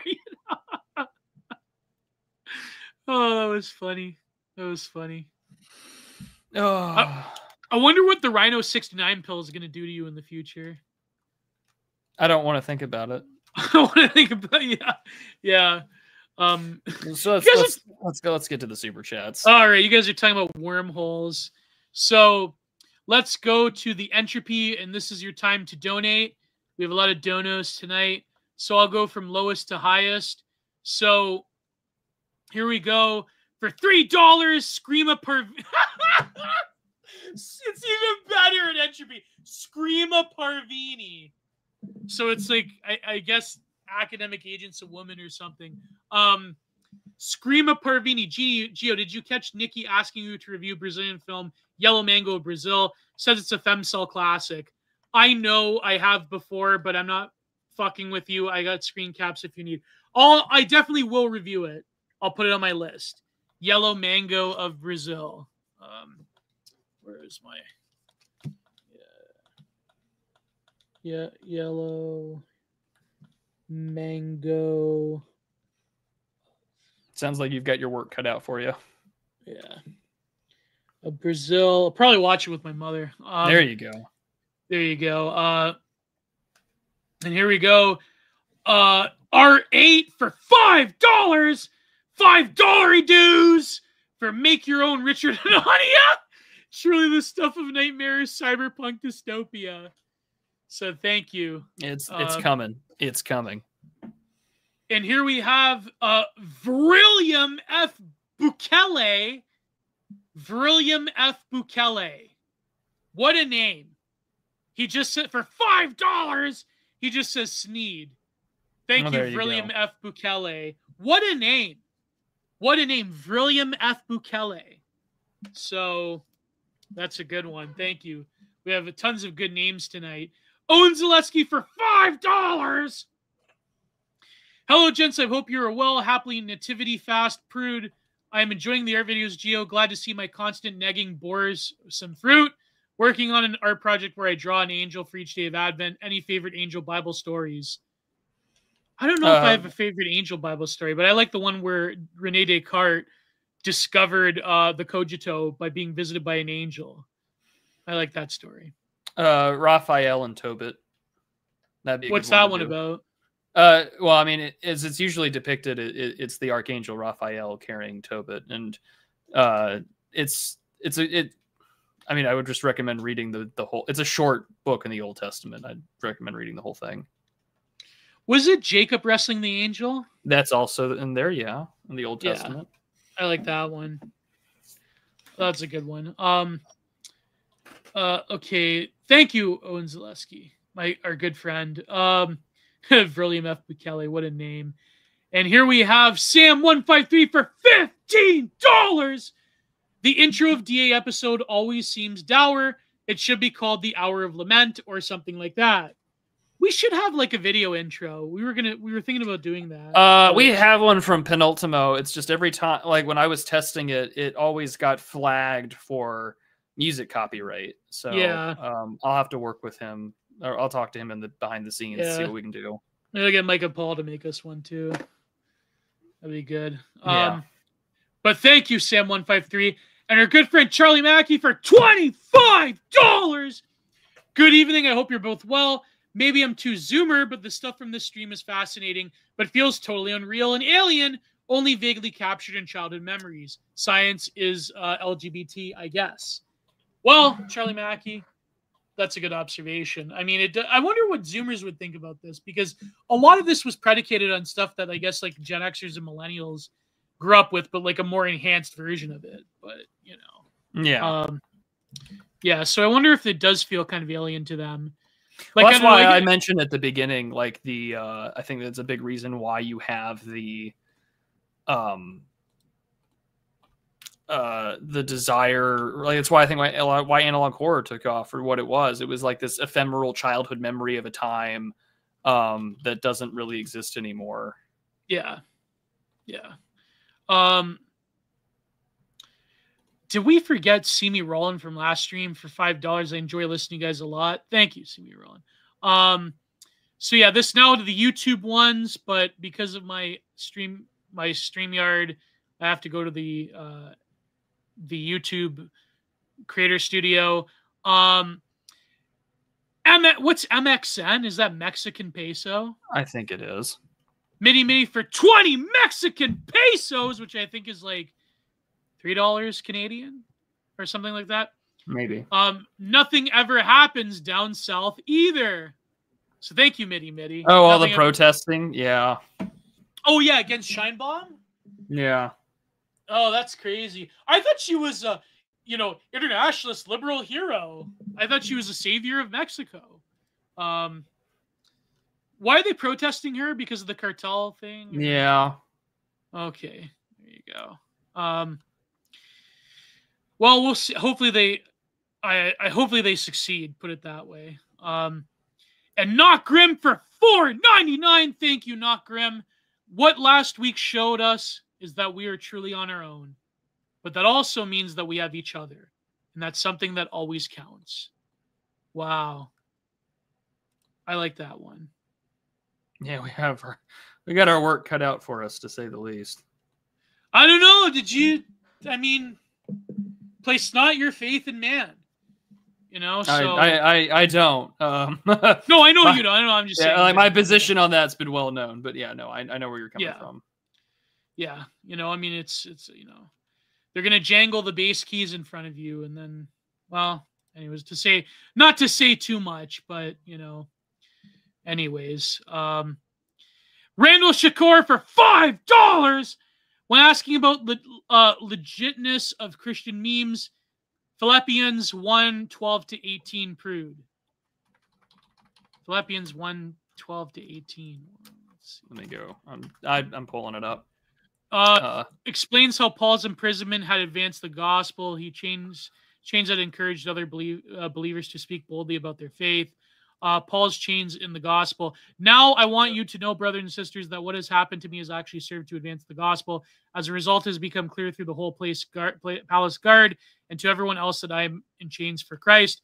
And because of my chains, most of the brothers, sisters have become confident in the Lord and dare all more to proclaim the gospel without fear.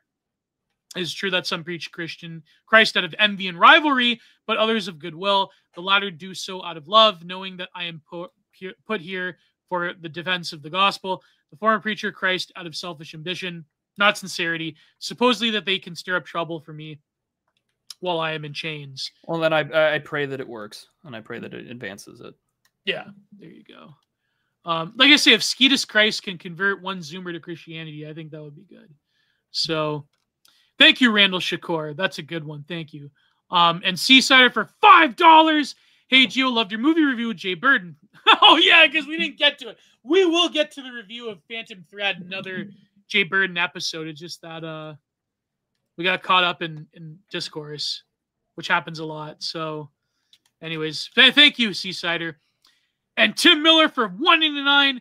Turn your brain off, plus trust the plan, or you're bad. Yes, of course. Thank you, Tim Miller. Well, how could we forget? How could we forget that one? Now, Drunk the Short-Legged Mac Daddy for $1.89. Matthew McConaughey versus Vance 2028. Who wins? Man, that's a fun. Probably McConaughey. Let's be honest. Yeah, but I mean, let's be honest. McConaughey flirted for a long time about getting involved in Texas politics, and obviously that never became anything, because I think he got the money he wanted for his production studio based in Texas. Oh, there you go. So, thankfully, we won't have to really worry about that. Yeah. Instead, Texas will have to worry about an increasingly, India-fied GOP and like James Tallarico running against Abbott or fucking Ted Cruz. Yeah. But yeah, it's like when people say The Rock is going. Remember, people thought The Rock was going to run for the Democrats, but then he became like, I think He was the woke kind of is like, going a man, little this too woke far." shit's gone too far for me. Yeah. And they all abandoned him. He It's like, became an enlightened centrist and was just like, Yeah. you know, this has kind of gone too far. it's like Dr. Phil supporting Trump. I'm like, were you like confronted that illegal that ICE was arresting? That was like, why is Dr. Phil on a ride along with ICE? I don't know. Fucking based. I don't care So what what'd anyone you do? says. I like that. That was good. That was a great clip. You are a dirtbag. You're scum. You're scum. And You're Seaside. scum. I hate you. I'm gonna kill you. Give me $50. You scum. I hate you. Give me $50. Buy my book. Seaside for $5. I love the Dr. Phil impression. Check out the in-game ads and billboards from Cyberpunk 2077. Oh yeah, those are so good. The Carlos who notices things on Twitter had pointed them out that like they are the perfect parody of American like slop culture, where it's like this gun company is appealing to the Second Amendment, but it's also like it's an interracial couple with a black man and a white wife, and it's just like. You know, like this is Republican, right? Yeah, there. no, exactly. Like it's keyed is hell for what it's making fun of, and it's That's good like the at GTA ads. Yeah, that too. Like the Degeneratron, my Batsu Monstrosity. My favorite one was in GTA Vice City. They had this technology play, the theater production called "In the Future There Will Be Robots." That was a great one. I wonder, could you look that up though? The Cyberpunk ads. Yeah, we can go look that up real quick, or I'll send it to you. But carry on. All right, Big Ben for $10. Toy Soldiers, great song. Yeah, I kept getting confused with Small Soldiers. Toy Soldiers. Is that a song? Toy Soldiers. Yes. Oh my God. It has to be. It has to be. Toy Soldiers. Oh, it's a movie from 1991. Toy Soldiers, song by Martika. Toy Soldiers. Interesting. Yeah. I have to check it out. Volpez for $10. Volpez Persona. Ta. Totally Wired. Can't see ya. I'm totally wired. The Fall. Is that a song? Totally Wired? It has to be. It has to be. I'm totally wired now. Oh, by Shop Boys. There you go. There you go. Song by Shop Boys. So thank you, Volpez. And if anyone else has any super chats before we get to the big one, let me check Entropy again. And we have another one. Here we go. Penultimo 777 for $2. I still have the intro files. Just need new music.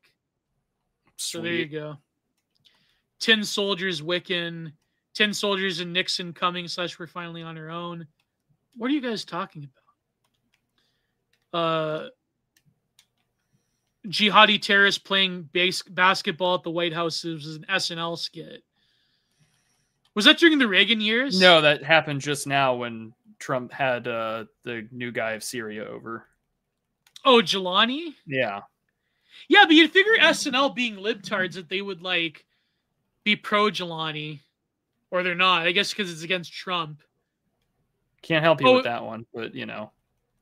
Yeah, because I figure like Assad is like evil or whatever. I don't know. It's hard to keep up. Like, but I guess like the boomers that run. Well, remember if there were no double standards, liberals would have no standards at all. So you know. Yeah, true. But I guess like the boomers at SNL, they're not like in like the in vogue geopolitical positions of the average like, blue sky leftist. No, of course not. Yeah, they don't know. Why would they? Why should why should they? But anyways, our good friend, and this is an incredibly generous super chat by our good friend Nikki Vallejo, Mrs. Nikki, and Miss Nikki. Is MRS Miss or Mrs.? Mrs. is MRS. Mrs. Nikki N. Vallejo for Australian $499, which I believe is 399 Canadian. Oh my gosh. So, holy crap. Cheers for you, mate. Take care of Darls. She's got flowers, flower emojis. I got a chillax by. I'm going to enjoy my free time and get another round of Bailey's iced coffee. I like Bailey's iced coffee as well. Because if one is good, more is bestest, like Darls. And she's got the painting nails emoji. So thank you, Nikki Vallejo, our amazing fan in Australia. She's a beautiful woman. And wow, I can't believe it. I can't express my thanks enough. That's incredible. So incredible patronage. Oh man. So wow. So thank you, Nikki. And hopefully next week you will shower Prude. Well, Prude, you made it pretty good last week, didn't you? Or, I did okay, yeah. Yeah. I this is also not my full-time job, so this is like really just casual passive income I've been using to pay for my wedding. There you go. She dropped 3 reviews worth of money and asked for nothing. Well, she asked for the Brazilian film, so I'll definitely try to get that somewhere. So, wow. This has been another great episode, and we should definitely do more visual stuff like this in the future. Oh yeah, definitely we will. We'll see what we do, and let's check entropy again. And okay, we're good. So thank you all. We will see you next week. Well, maybe not, because next week is Thanksgiving. Well, Thanksgiving's not until Thursday, so we should be right, fine. but I might have to travel. So well, we'll see then. Maybe we could do it even after Thanksgiving. So if it's not next week, it'll be the week after. Well, I'm not. Well, yeah, we'll figure something out. Yeah. All right. So as we always say, God bless you all. God bless. Goodbye. Too sweet. See you, gents.